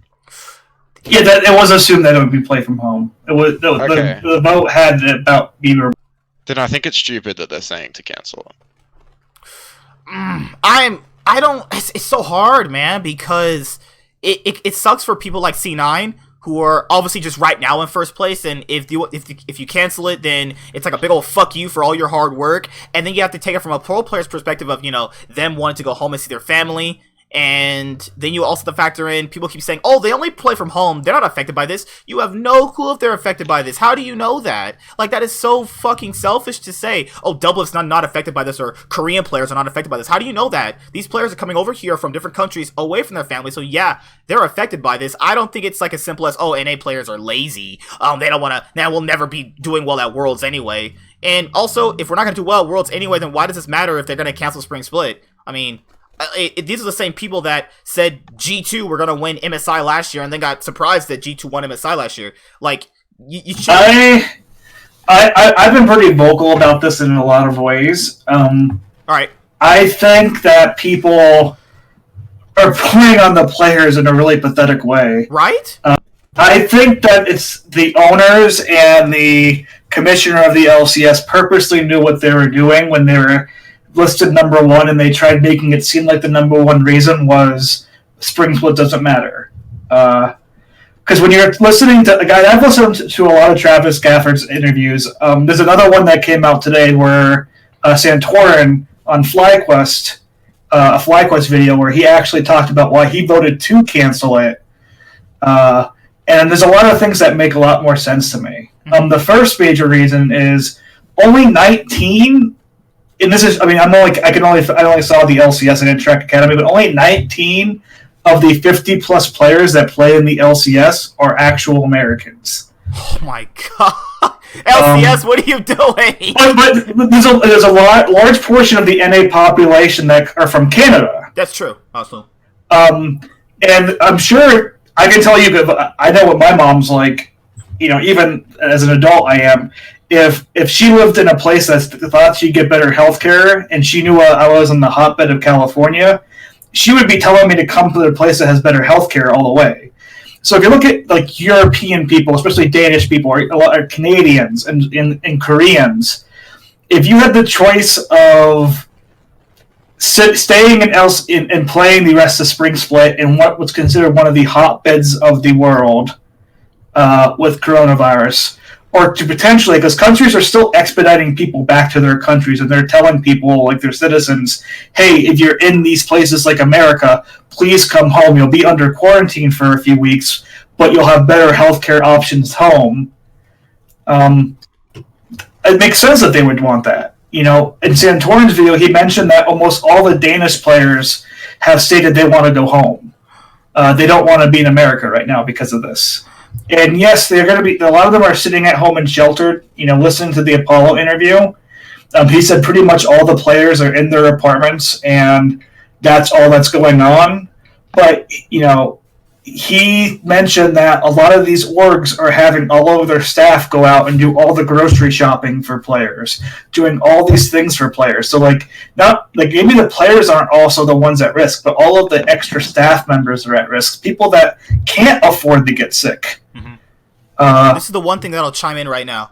Okay, so if they cancel the Spring Split, would everyone be okay in here giving C9 the Spring Split win? So let's say Riot just says, okay, cancel Spring Split, the team with the best record gets to win for Spring Split, and they give it to C9. Would you guys be okay with that? No. Con? 100% yes. Neurocentric, you think they should get the title? No. I'm torn. Ravioli, what do you think? I think it would be safe historically at this point because how much more dominant they are. But the thing is, if it wasn't as like a runaway with C9, I don't think I would be as okay with it. But this is the thing, is that people keep saying spring doesn't matter, and then I even said this on one of my other friend group. I was like, okay, if you guys want the spring to cancel, then give C9 the trophy because they were the best team in the regular season. They're like, no. Well, why? If this doesn't matter, then it doesn't matter if we give C9 the title. Now, does it? The spring split does matter. A trophy's a trophy. Mm-hmm. So it's hard. It's hard. I think.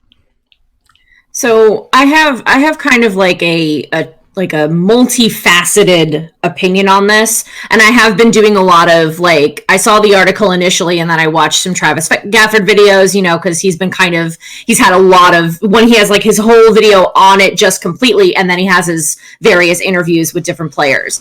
And so I want to preface that we'll never really know who voted what. Like, we just won't. They won't release that, and that's fine. I don't really care. Mm-hmm. But there are, and we do know that there are some players who said spring split doesn't matter. Mm-hmm. For anyone who said, I want to go home to my family, to my home country, I want to be where I, because it's hard. I lived in Russia for 5 weeks. It is scary to live in another country. Even if you know the language, even if you know some people there, it is scary to live in a country that's not your own. And so I understand that 100%. For those who want to go home, I 100% get that. For those who are worried about their safety, maybe the safety of those who are buying them groceries, things like that, and they're extra worried about that, I understand that. The problem that I have is for those who specifically said the spring split doesn't matter. And here's the reason why. One, I think that it's really funny that you'll get some players who they get really pissed off if you bench them for lack of motivation. And now they're showing the biggest lack of motivation by saying, well, spring split doesn't matter, so why should I even play? So in that case, it's like, well, then why are you playing anyway? You know, you're playing to get better. You're always practicing. You're going to be scrimming anyway. Why not play? Why not see what's going to happen? Why not see if you can go to MSI, even if you don't think MSI is a big deal, because it's not, like, it's an international tournament, but it's not the hugest tournament with the largest pool of international teams. It's just the best of the best. So if you really don't care about MSI, then do it for winning a split, because a trophy does matter. Like Ravioli said, I think that's great. C9 hasn't won a trophy in how long? That would be really great for them to take it, and especially take it from, you know, like from TL. I mean, they wouldn't take it from TL, but TL have won the last 4, and then C9 take it. That would be really great, especially with this iteration, especially after people were like, oh, they brought in Sven and they took away Sneaky. They're not going to do great. They've lost the offseason, and now they're doing so wonderful. Like, that would be really great for them to take it. But if you say that spring split doesn't matter, the other people that I think about, and maybe this is slightly selfish, but I'm thinking about everybody as well, content creators. I'm thinking about those who write, those who produce, those who do all of these things that rely on spring split, those who are freelancers. I'm lucky enough that while I'm working on freelancing and I'm writing for Jinx TV and I'm getting my name out there in recognition, I'm still working a full-time job, because the money that I make freelance is just not enough to support my bills and my car and my apartment. So I'm lucky that I have this full-time job that I'm working. Not everyone can claim the same. And so for those freelancers who rely on recaps or interviews or whatever content that they make from LCS, what that tells me is there's a 22-year-old or 26-year-old or whatever the median age is of these players who will get paid 6 figures regardless of whether they play or not. They're saying, well, I'm going to make my money. I don't want to play because I don't think spring split matters. You're basically saying, well, everyone else who actually makes money off of watching this or doing something from this content creation, they're not going to be making any money. And I guess that doesn't matter because I don't think spring split matters. And I think that that's an entitled kind of thought process. And I can't say I'm surprised because, you know, some of these players are quite young. So they really kind of, when you're 22, 23, you really kind of only think in your own sphere of what directly affects you, or maybe directly affects your family, or maybe your best friends. You don't really think about the sphere of a bunch of people, but I'm thinking about content creators, freelancers, staff, casters, analysts, those who actually depend on this money. For everyone else who says, like, spring split got canceled. I mean, not spring split. I'm sorry. Spring finals got canceled. It was going to be in Texas. It was going to be my first actual press event. I was so stoked. It got canceled because of coronavirus. I'm bummed. I'm gutted. I'm sad about it, but I understand. But if I was told, well, we're canceling spring finals because, you know, there are some teams that don't think it matters, I'd be like, are you fucking kidding me? Like, that's my livelihood. That's my way of getting exposure. That's my way of being able to network with other people in the community to get my name out there. And you're telling me some 22-year-old is deciding my fate? Like, to me, that's where I think where my annoyance comes in. For any other reason, wanting to go home, being afraid of the virus, you know, worried about your health and the people around you, I 100% understand. But for those who simply say that they're doing it because that they want to cancel because spring split doesn't matter, I think that's entitled. And that really just rubs me the wrong way. Edgy, what do you think about this? Yeah, so I think you just summed it up perfectly. Saying the sprint split doesn't matter is just a terrible reason for canceling it. Like, it's, I mean, why do we have a spring split then? If that's the reason, like, it doesn't make any sense. Like, it's just a terrible reason. Anyway, the other reason, so one, the I want to go home, or a lot of people don't live actually there. It is a reasonable point, but at this stage, you can't go home. Like, every air travel. That's actually not true. Can you actually not? Can you actually? You can actually go home, yes. Especially if countries are working with embassies to get their people home. Okay. Yeah. Just like the U.S. is doing in other countries to bring U.S. people home. Okay. Sure. So if you were obviously going to stay in North America for the spring split anyway, because you're in the tournament. If coronavirus didn't happen, whatever, blah blah blah, you'd still have to stay. You're still playing, blah blah blah. So I think it's kind of a bad reason. I mean, like, yes, you still want to go home. You want to see your family, of course, particularly in this time. But I mean, it's 1 week away for 4 of the teams, and then they're out, and then they can go home, and then another week, and then there's 2 more teams, and then obviously, yeah, you just keep going. So a lot of the teams are close to finishing off. I don't see why 1 more week of games should affect that, and then obviously the other teams will follow up in the next few weeks. So like, I just don't think it's a reason that's substantial enough to just call off the whole split. So to counter on Hedgie's point here a little bit, one, this vote was made last Monday, which would have been the 16th.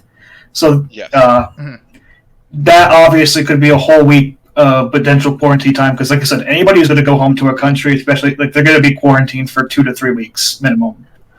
Yeah. The teams that right now that are like potentially leaving and stuff like that, the summer split starts in middle to early May. Yeah. So if a player leaves in April to try and get home, there's a high chance that by the time they get done with their like 14 to 21 day quarantine, they're literally going to be called to come straight back to LA because they need to start the split.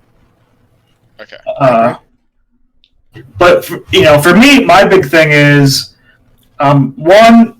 What surprised me is watching somebody like Apollo today and his like kind of distrust of like, well, they asked us this opinion, and then when we gave it to them, they literally kind of just came back and said that they didn't even like quantify that we like our vote. They just said, "Oh, we're doing the LCS." See, that fucking sucks, because that happens a lot of people's work too. Like you ask the boss something, or they ask you what your opinion's on something, and then the boss basically says, "No, I'm just gonna do whatever I want." Then what was the point of asking their opinion? I think Riot just shot themselves in the foot with the players' opinions of them. They should have just never asked anything. Like, right now is not the time to be asking that in general, and then asking that, and then basically saying, "Well, we're still gonna continue it." Why'd you ask that then? If I could play devil's advocate on there too, No, I think that there's never. a lot. Well, damn it. I think that there's a lot that we don't have information about. And so I think that while I understand, I do think it's kind of messed up, because I've been in situations where like management or someone has asked me my opinion on something and I give it, and then they just completely disregard it 100%. But I also know that any talks, because I've no doubt that that in the same time frame that they were asking the Players Association for these votes, that they were also discussing with their corporate people and trying to find out what would be the best way for us to be able to do this. So I think that they wanted their opinions, and then at the same time, I think they also possibly had an idea of what they wanted to do. And so I guess I'm just saying that there's so much information going on that we don't really know. And we also, the other thing too, is we also don't know, since the Players Association is mixed with LCS players and Academy, we don't know of these people who were Academy players. How many Academy players voted to cancel? How many Academy players voted to keep the split going? So to me, that also kind of adds in a factor. Because we just don't know the number. I'm sorry, what? I said, who cares that fucking Academy? I mean, obviously Riot does, because they kept Academy going too. I don't know why you keep Academy going with all this. Like, if you saw this, like, at least cancel the Academy, but they kept their broadcast going in their game. See, this is what I don't understand. Like, all these Academy players talk so much shit. Well, Academy doesn't matter, and all I'm trying to do is get back on the stage. If Spring Split doesn't matter, then why are you? Then just stop playing Academy. Then. I honestly think the Spring Split didn't matter motive with a lot of what people focus on here was something that was properly pushed by owners in Riot, because they don't want to look like the bad guys. And they're smart. Like, let's all be honest. Riot has done some very shady stuff in their tenure, and have done things that are shady, but they maneuver in ways that make, as corporations tend to do, to make them feel like they're not the victim. So of course, the commissioner who was employed by Riot, making the decisions about a league that Riot controls, is going to phrase an email about a player's vote in a way that makes it look like the players might be lazy and not take things, seriously. Mm-hmm. And of course, the owner of the top team is going to comment on the first thread and say, "Oh, I heard 100% the reason why is because people said spring split doesn't matter," despite the fact that all of his players, according to him, voted to continue it, and him not being in the Players Association getting players' opinions, unless he goes to all these players and asks them individually, that owner, C9 Jack, his words are literal just trying to he's just trying to spin it. And judging by the interviews I've seen, and the players bringing up the trap, it's not as especially for some of the players that are bringing it up that voted for it, they're just hurt by the fact that they asked us our opinion, and without even taking a second conversation, they just decided something. And for me as an employer, if I ask my 50 or 60 employees, the people that are doing the work about something, and 2/3 of them came back with this thing, I would. But I want to do the other thing. I would totally take a second as a good leader and actually have a conversation and figure out why they're thinking this way. And I'm not saying LCS should have been canceled or should have been come back. I mean, there should have at least been an extra week to talk this stuff out, because clearly this is a bigger issue with players than what was let out. I'm sorry, I didn't mean to interrupt. Oh, and this was 100% a rush deal from Riot to put the LEC and LCS back on. People are saying, "Oh, LPL is playing remotely. Why can't?" And Korea's going to do it. Why can't the Europe and LCS do it? Why are they so demotivated? It's do people not realize China did not have play for almost 2 months due to coronavirus issues, and Korea hasn't came back at all yet this month? You're comparing these our regions with other regions that are taking much severe proactive measures before they go back to play, rather than just LEC and LCS getting the go-ahead in Riot saying, "We want this back on immediately. We're pushing it through no matter what." The one thing that I'm curious about, and I don't think we have any information on it, is what was the decision? How did they come to the decision in EU? Because I don't know that EU has a players association like LCS does. So I don't know that they asked the players at all about what they thought. And so if that's the case, if they just made that unilateral decision for EU, for the LEC, we're going to come back because we can give the casters and analysts this equipment, and we'll try it on our Berlin internet, and then we'll go from there. I'm wondering if there was, and again, this is devil's advocate kind of thing, but I'm wondering if there was kind of pressure that the LEC was going to do it, and so that LCS, maybe they thought that the players would be totally down for it. They figured, hey, I bet they still want to play, and they were planning on making this happen because they wanted to catch up to the LEC.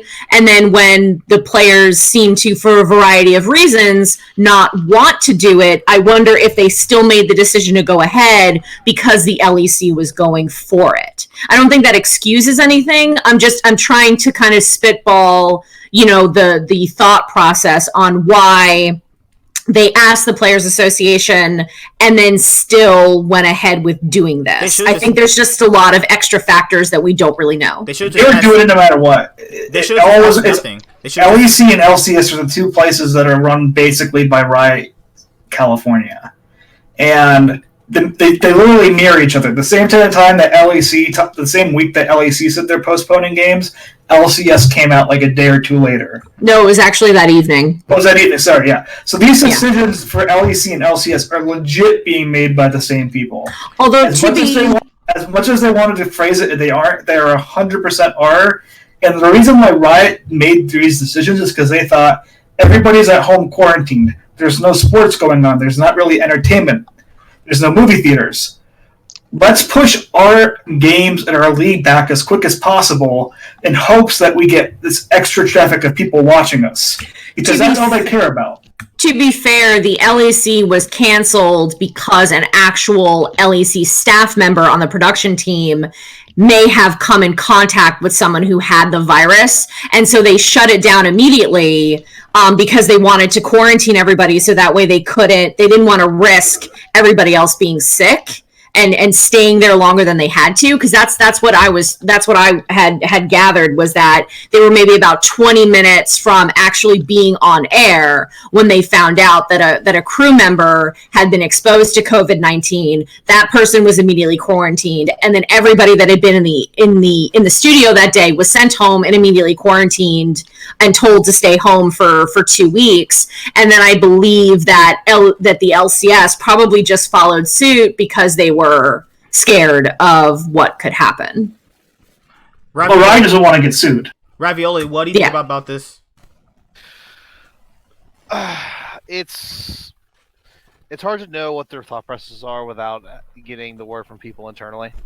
But, but I have to assume that it's a lot of reasons. They probably didn't want to cancel the split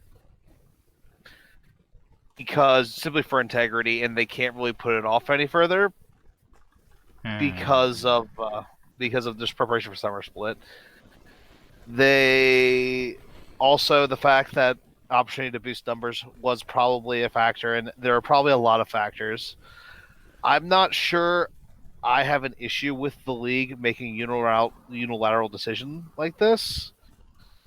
They sent out a poll to players, but it wasn't just LCS players. There were also Academy players in there. And here's the thing. The Player Association and the LCS does not hold the same sway or power it does in other sports like MLB or NFL. So, and in a situation where you're not really put at risk for playing, like I said, I don't really have an issue with them making a unilateral decision. I just think it's hypocritical that Academy players said to cancel Spring Split and it doesn't matter, yet they're literally trying most of the Spring Split to be on a team. That's just kind of if then what matters to people then? That's what I'm trying to ask. What matters to anybody then? If it doesn't matter, then why are we caring this much about Spring? If it really truly does not matter this much, why do people care about it? Why do people care that TL could possibly miss playoffs next week? It shouldn't matter then if Spring Split doesn't have any implications. It's just, I don't know what people really want. That's what I'm trying to ask. The Spring Split doesn't matter narrative, while there's going to be some truth a little bit to it, I 100% believe that's a narrative pushed by the owners in Riot, because they want to be looked as the good guys, and they want to be looked as the heroes, and they want the players to look victimized. It's like, as coming from a manager, this is a quintessential top of the level PR campaign. I am less cynical. I do think, and we never, and like I said, we never will know what players voted which, what Academy players voted which, we'll never just know, because they will never release that information. They're not going to say, oh, Broxa voted to stay and DL voted to leave and, Apollo voted to stay. I don't think that we'll ever know those numbers. But I do think that I would not be surprised if there actually were some players that believe the split doesn't matter, and that's taking Doublelift out of the equation, because we know that he believed that, and there is, it's one of those things that, championship points, they're no longer there, so it doesn't really, and if I can say, I think that's actually a good thing, because I don't think we want another 100 Thieves Worlds appearance again, where they smashed in Spring, and because of that they went to Worlds and they got dumpstered at Worlds. Although, to be fair, a lot of our teams get dumpstered at Worlds, but I think that was probably the worst showing I've ever seen, and again, I've only been watching the last couple of years, so take that with a grain of salt. Although this year will be year 3. Wow, it's been 3 years. We want you gone. Do something for my 3-year league anniversary. No. But I think that one of the inherent problems is that I do think that there are probably some players who don't believe the split matters much anymore, especially now. CLG probably doesn't think that the split matters. Shade. No, I don't mean to throw shade. I do think, and like we said earlier, they are doing exponentially better with Pobelter. I'm really sad that it took them that long to get somebody like Pobelter on, because I just couldn't believe that he kind of went sort of teamless for so long. But there are probably some teams who aren't doing better, and there might be some players who are like, you know what, we're not going to get anywhere anyway. Why don't I just spend this time maybe talking with my family, even though I can't visit them, and like trying to get my shit together and prepare for the weeks ahead, because it may get worse. So there's probably some mindset there of that, probably from teams who aren't going to be making it to playoffs. Although, to be fair, if they're not making it to playoffs, they're going to get an extra couple of weeks anyway, because they won't be at playoffs. But so I do think that we'll never know who actually voted, and I do think there is probably a reason why some people believe that spring split doesn't matter. But I also just think that's a really bad mindset for a professional player to have, because you're on that stage and there are a bunch of people who wish they could take your spot, namely some person in academy who's trying to work his way up, who got there from scouting grounds and everything. And it's like, if you don't think that it matters, then why don't you let so-and-so play for you, and in about a week you'll be itching to get back on that stage, because they'll complain when they get benched for lack of motivation, like with what happened with C9 when they benched Smoothie and Jensen and Sneaky, and Jensen was really pissed about that. I think it was one of the reasons, and you can correct me if I'm wrong, I think it was one of the reasons why he left C9 in the end. But they complain about getting benched for lack of motivation, and then they're literally basically saying they're not motivated. But then they would complain if they got benched. So it's kind of this double-edged sword that I think that I don't know. I think it's kind of a problem if a lot of the players, or some of the players, or any part of the players are feeling that this split doesn't matter. Does that mean that Riot needs to go back to championship points, or do they just need an attitude check? But these things happened before when we had championship points. Like, people said spring didn't matter when we had championship points, though. That's true. I don't know, man. As far as like players, we've only had one player publicly say that they voted to cancel the split, and that was Santorin, who, by the way, is on a playoff team, and at the time of the vote was on the second seeded NAL LCS team. So he's somebody who is not CLG, or not these teams that aren't making playoffs. And he mentioned, like I said, he talked about almost all of the Danes voted to cancel it. You look at teams that have Danish people, TL with Proxa, TSM with Bjerg and Kabe. There's a lot of these teams that have these European players and Canadian players that I think are the ones that are push the vote to cancel to get back to healthcare systems that make sense. Are top level teams and Well, that's what I mean. Is those teams, even whether they're top level or not, if they wanted to cancel this, they could go back home, or so because they were worried about the virus.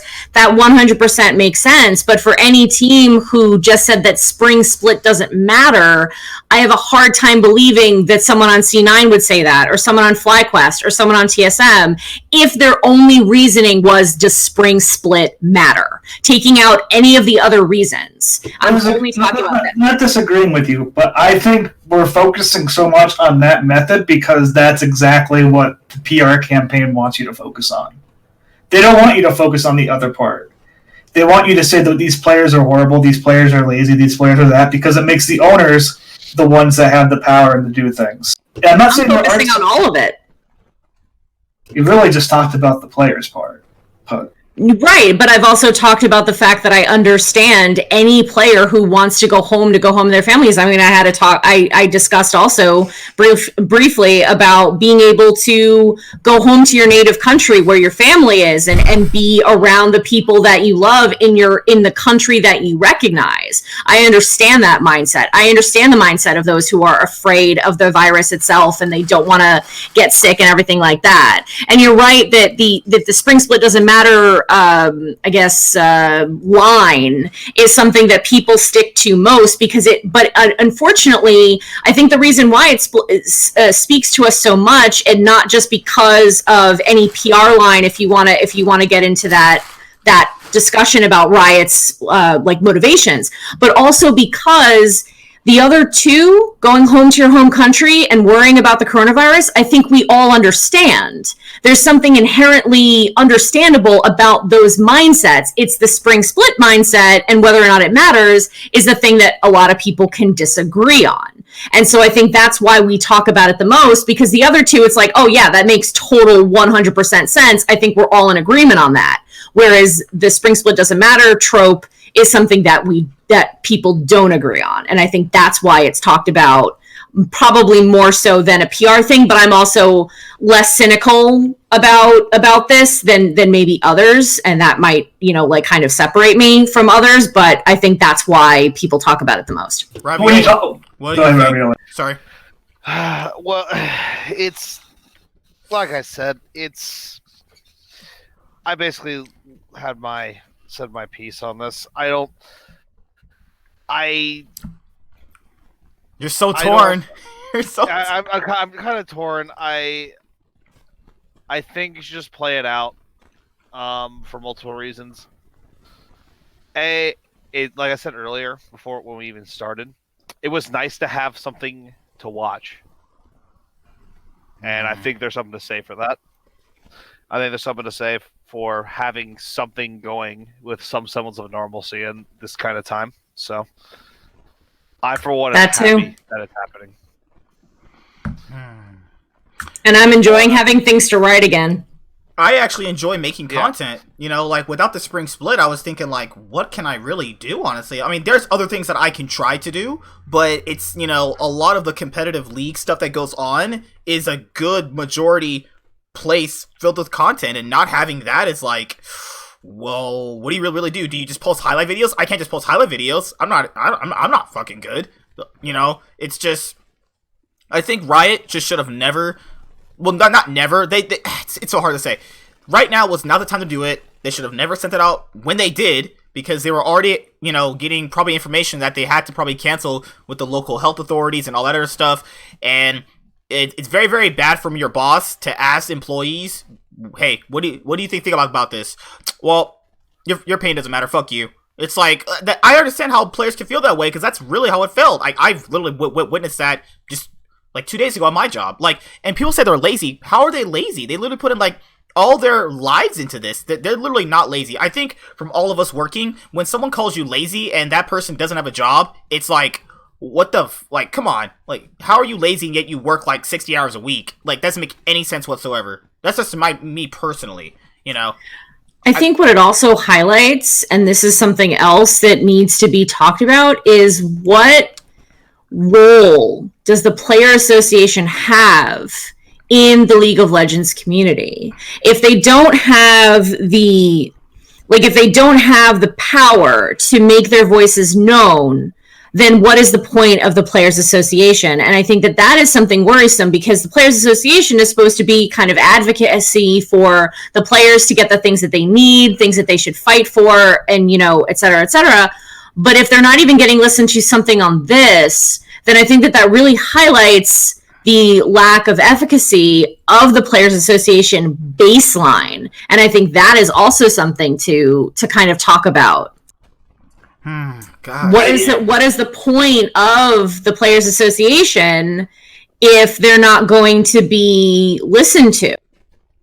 That was going to be my actual follow-up, is for so long people told players that care about the Player Association that you guys should go to meetings and try doing stuff, and for me this is the first time they actually were given an opportunity to seemingly have some type of impact, and they voted away, and immediately their voice and how they voted was completely ignored.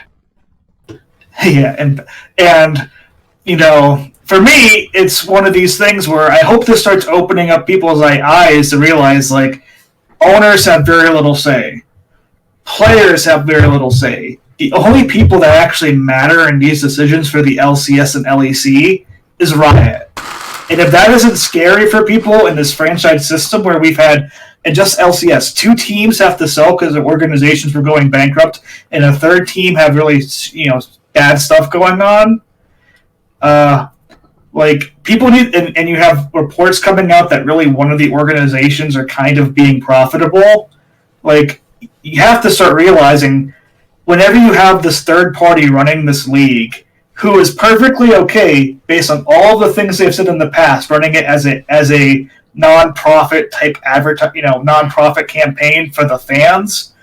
All you're going to do in the next 5 years is there's going to be no LCS franchise system because none of the orgs are going to make money, and the people that invested in them are going to look at it and be like, after 5 years, you guys couldn't actually start making profits to pay back your $10 million buyback? Oof, man. Yeah, of course I'm going to pull out and try and sell you off for as much as I can get. That's what I was thinking about, too. No, Ravioli, sorry. I don't know. So there was actually a call on Hotline League about this specific topic. I think it was 2-3 weeks ago. But so the sports side of it and the financial side of franchising esports is not quite like that. Like owners, like esports teams not being profitable has been a thing for a very long time, and they didn't get into this not knowing that. And there's a lot more things at play than specifically the direct revenue from their teams. It's tough to say. I mean, Dignitas spent $2.3 million on Huni, and then they got 5th place in LCS. That must feel horrible. Good lord. Yeah, well... But like for me, it's like it's one of these things where like, we've seen it before. The LCS system was franchised.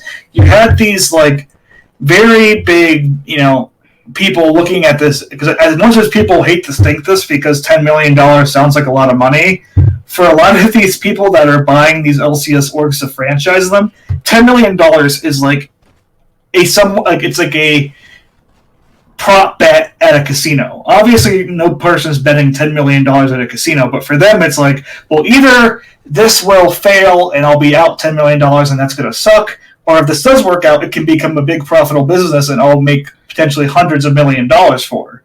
I mean, most of these teams are backed by organizations that pay individuals more than $10 million a year, let alone a whole league or an org. Yeah, like, even Call of Duty's is not to say shady, I don't know what they're doing, but it's like $25 million for Call of Duty slots when Leagues was $10 million, and Call of Duty's been on the downcline for a little bit of time. But yeah, I'm just thinking to myself, even from Call of Duty's to Overwatch's to the LCS perspective of, I mean, it's not even just a return on investment, it's just was $10 million the ideal number you could have went for? Could you have just bought in for $5 million and got the same amount of money, if not a little bit more, in a few more years? Why did it have to be these big extravagant numbers like $10 million and $25 million? Now, for LA specifically, that makes a lot of sense because of how, cost effective being in LA is. That it would make more sense for it to be $25 million in LA, but $25 million for Call of Duty is like, all right, that's crazy. And even this $10 million alone, it's like, do you really need $10 million to be financially stable in LA? I mean, that even just sounds, what's that word? Egregious is the word I would use for that? Or too much? Something like that? Yeah. But it's things like, you look at how sports make their profits. Mm-hmm. They make their profits primarily off of broadcast deals. Oh, yeah, you're right. You hear these things where they make 10, some of them make 2, 3, 4, 5, $10 billion on their TV deals. Holy shit.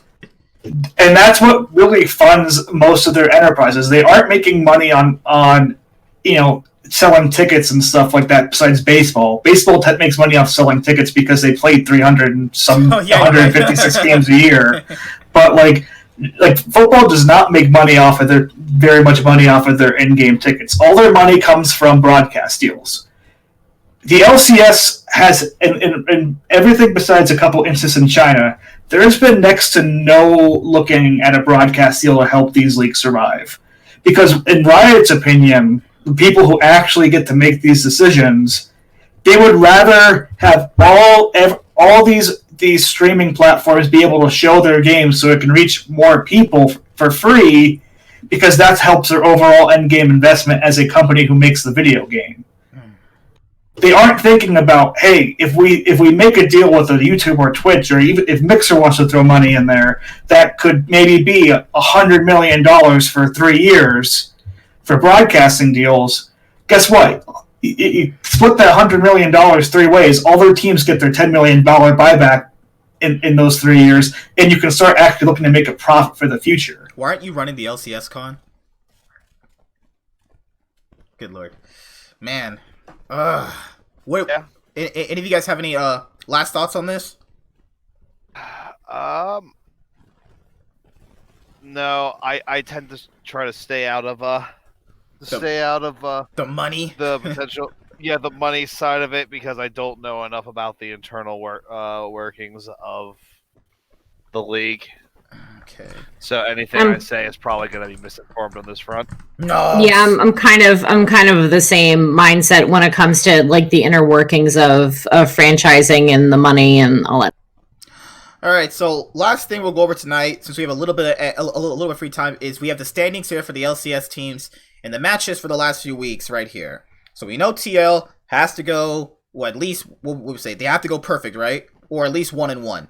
So we're just gonna shotgun the match. I'll shotgun the matches to you guys, and I'll just ask you guys what you think of the team, really quickly. Just I have to give like an in-depth analysis on it. Saturday for this week coming up, TSM versus 100 Thieves. Who wins that? 100 Thieves. TSM's going to win that pretty easily. Neuro? I don't know. I mean, I think that TSM might have the edge, but I feel like it could go either way. Cloud9 versus EG. All right, most of you guys are gonna pick Cloud9, right? Cloud9. I'm gonna say C9. I'm picking Cloud9 for that one. Cloud9. FlyQuest versus TL. I'm picking TL. I'll pick TL too. I feel like I'm picking FlyQuest. I feel like it might be FlyQuest. Yeah, I mean, again, I'm so they've been so inconsistent that I just don't feel like I could make like a really informed decision, because it could go either way. But I think I might want to give it to FlyQuest. CLG versus Golden Guardians. Oh God. CLG. Oh, yeah, fuck it. Let's say CLG. Hold on. Let me get a coin here. Oh, come on, Ravio. You know CLG's playing better than Golden Guardians. Bro! They took out Keith and they look so much worse without Keith. That's so crazy, right? How do you take out Keith and look worse? Okay. Keith was carrying the team. Old Belter is gonna shit all over Golden Guardians. Dude, give me CLG, baby. This is what they say in Yu-Gi-Oh! As Keith was holding Golden Guardians back. Like, it's crazy. Oh my god. IMT versus Dignitas. Actually, fun fact before you guys give your answer, Dignitas has won 1 game in this back end of the split. They have been losing a lot. Yeah, give me Immortals. Yeah, Immortals. I'm gonna say Immortals too. I'm gonna say this is gonna be a weird game where Dig's gonna win off of some either shenanigans, or Hooney's gonna have his one godlike performance of this second half of Spring Split. And for some reason, Dignitas is going to win this game out of some... Woo! I love you guys' predictions. Alright, Sunday, Golden Guardians versus FlyQuest. FlyQuest. FlyQuest. Bye. Alright. I'm going to go Golden Guardians. Holy crap. Dude, you're going off with these predictions. I think FlyQuest is low-key imploding right now. And as much as I wanted to shit on Golden Guardians and stuff like that, because I think they deserve it, I see them sneaking a game. There's going to be upsets this week. And I see FlyQuest as a team that can go 0-2 pretty easy. That would be crazy if they did. Dignitas versus TSM. TSM. Yeah, TSM. Neuro, I feel like I burned you out. Sorry, what was the question? Dig versus TSM. Oh, TSM. Evil Geniuses versus Immortals. EG, baby. EG, my Svenskeren Swole bro is gonna clap Xsmithy. Oh, dude. Svenskeren could fight the entire roster of Immortals by himself. IMT. IMT? Oh, shit. Okay. Con? I am going Evil Geniuses. 3 EG, 1 Immortals. Alright, this matchup, this is a big one for TL. TL versus Cloud9. TL needs to either win this game or the previous one, or has to 2-0. Oof, man. Will Cloud9 in 25 minutes. Will C9 have to try hard to knock TL out, though? That's what people keep saying. Will C9 try hard in this game to knock them out? I think if they're not going to pull the experimental bullshit and because I mean I understand why they're doing the experiments and they may still do that, but I feel like this would be the one game for them to just go back to the C9 that's been doing like all of this like before they like I think they should treat this game as if they're not like they haven't already clinched first seed. If they play like they've been playing all split where they're not doing experimentation, I think that they will probably take it. I think that if they try experimentation, no more Gragas Yasuo, I think then TL would take it. You're gonna pick TL? If it depends on how C9 play. If they play how they've been playing the rest of the split before the experimentation began, I think they will take TL. If they try experimentation, I think that TL might be able to have an edge because I think in the other games that I watched over the weekend, I think that, yes, they came out on top at the end, like they were kind of, I think they played CLG first and then 100 Thieves. I think both teams were actually starting to get a leg up and then it was just one team fight and all of a sudden they smashed. But I feel like TL would not, I feel like in the late game they might not give that up so easily. So I think that C9 have to actually be playing decent and actually be playing the way they have been in order for them to definitively take TL. I think that if they do experimentation, it could go either way, and I think that TL may have the edge if that's the case. Oh, Khan's gonna say TL. So TL's gonna win, but it's gonna be because Sven plays Ezreal, and C9 gets a lead.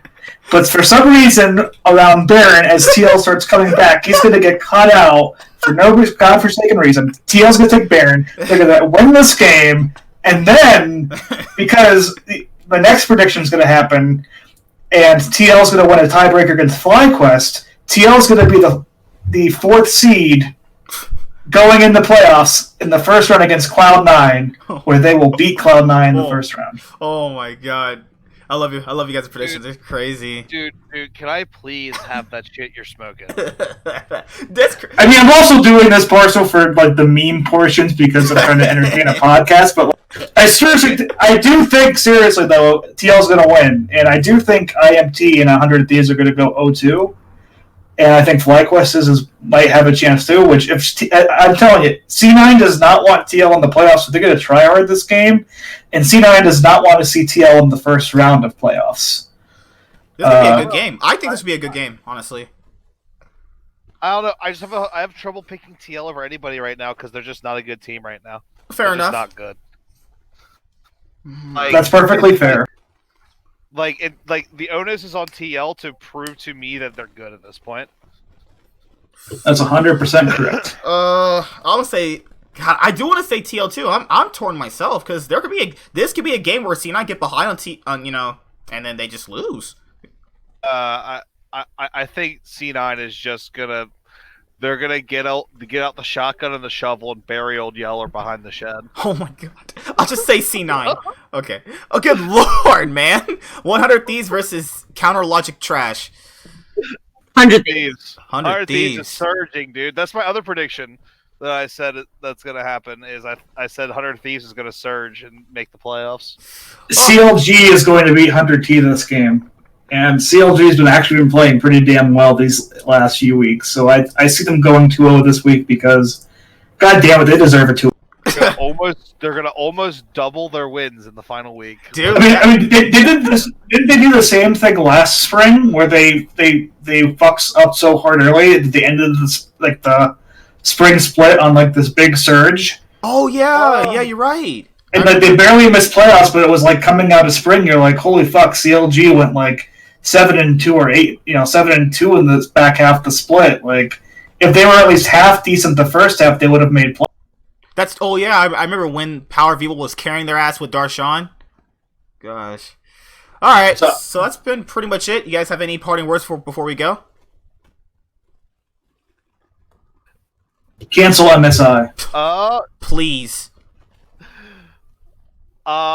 Stay inside, wash your hands, you degenerates. Yeah, people, please wash your assholes. I don't want to touch some dirty ass hands. Please wash your hands. Yeah. Stop hoarding wash your hands, stay 6 feet away from people, flatten this frickin' curve, so that way we can actually get back to normal. Let me have toilet paper, please. Gosh. This is also a good time to catch up on some Netflix shows. Castlevania season 3 just came out. You trying to That's a Netflix great and chill? time. Oh yeah. Oh my They God. have a part. They have an online party viewing option. Oh yeah. So we can talk Oh together. yeah. And you know, this is coming out on the 15th anniversary of The Office, so everybody go watch an episode of The Office tonight. Oh my! That's one of the greatest sitcoms ever, man. Love that show. Yeah. Also, BoJack Horseman. If you haven't seen it, watch it. All right, so this is the last question I want to ask you guys because I do like movie reviews on my main channel. Is was there any underrated movies that came out last year that nobody chose to watch because there's a big like superhero Disney craze? The Farewell. A Farewell? The Farewell. A Farewell. Okay. I love movies. Movies are like one of my big passions, so that's one I would put up. Because you know that a lot of superhero movies come out, so a lot of these other movies that are really good they go under the radar. So I was trying to find some movies that are really good under the radar to review. You said A Farewell? Okay. It's called I'm gonna link it. It's IMDb. Okay, I got you. I don't think enough people watch The Irishman. I think I've watched that. I'm gonna have to watch I don't want to spend a whole month watching it. That's what the pause function is for. You pause it, you go upstairs, you make yourself something to eat, you come back down, you finish it. Okay, so it's like Old Fiddle Fear. Huh? Oh my God! All right, listen. Yeah, I know it's almost 3 hours, but you're doing really timestamps. You're doing timestamps. That's what you're doing, sexy man. Oh, but another the other Scorsese movie that no one saw that you actually need to watch is Silence, because that might just be Scorsese's best movie. Link it for me so I can see it later on. Okay. Link it for me. Thank you. Oh, The Farewell. I just saw what you linked, The Farewell. I've heard of this movie and I've kind of wanted to see it, but I also know that I will bawl my fucking eyes out. No! So I've been kind of like holding off on watching it just because I'm the type of person that will like cry my eyes out at a movie like that. The movie I think that possibly people didn't see is Knives Out. Oh, I heard that was really good. No, seriously, I strongly recommend watching it. It is a fantastic film. It is really funny, and I also think that it kind of throws you off, and it's meant to do so, which I think is really, really great. There's a lot of stuff where you're like, you think you know what's going to happen, but you actually don't. And also, it's Daniel Craig in a Foghorn Leghorn KFC kind of accent, which is the funniest thing I've ever seen in my life, because it really shocks you, because you know Daniel Craig. I mean, he's Bond. And then Chris yes. Captain America's in a movie? I remember. Yes. Oh, okay. I'll give it a shot. Because I love I love CSI, NCIS, shit like that. So I'll definitely watch that. Yeah, he doesn't have like the hugest part in it, more towards like the second half of the movie, but it's just a really good film. I highly recommend anyone who hasn't seen it to definitely watch. Oh, this has been great. I'll see you guys later. Like, comment, subscribe, most of all enjoy, and we are signing out. I'll see you guys next week. You guys did really, really good this week. Hedgie had to leave because he was busy. That's perfectly fine. Obviously, we say whatever the fuck we want on here. No sensitive shit. And that's what you guys have been doing, and I want to thank you for that. And I want to say thank you for your time here, obviously. You guys don't have to do this, but you do, and I just want to say thank you for that. You're going to make me cry now. Don't make me Thanks, cry. man. Con, if TL beats C9, I'm going to cry because you're going to be in playoffs. No. Oh, gosh. I'll see you guys later. Bye. Have a good day. Hi guys, be sure to like and subscribe to the channel for more stuff. Yeah, thank you.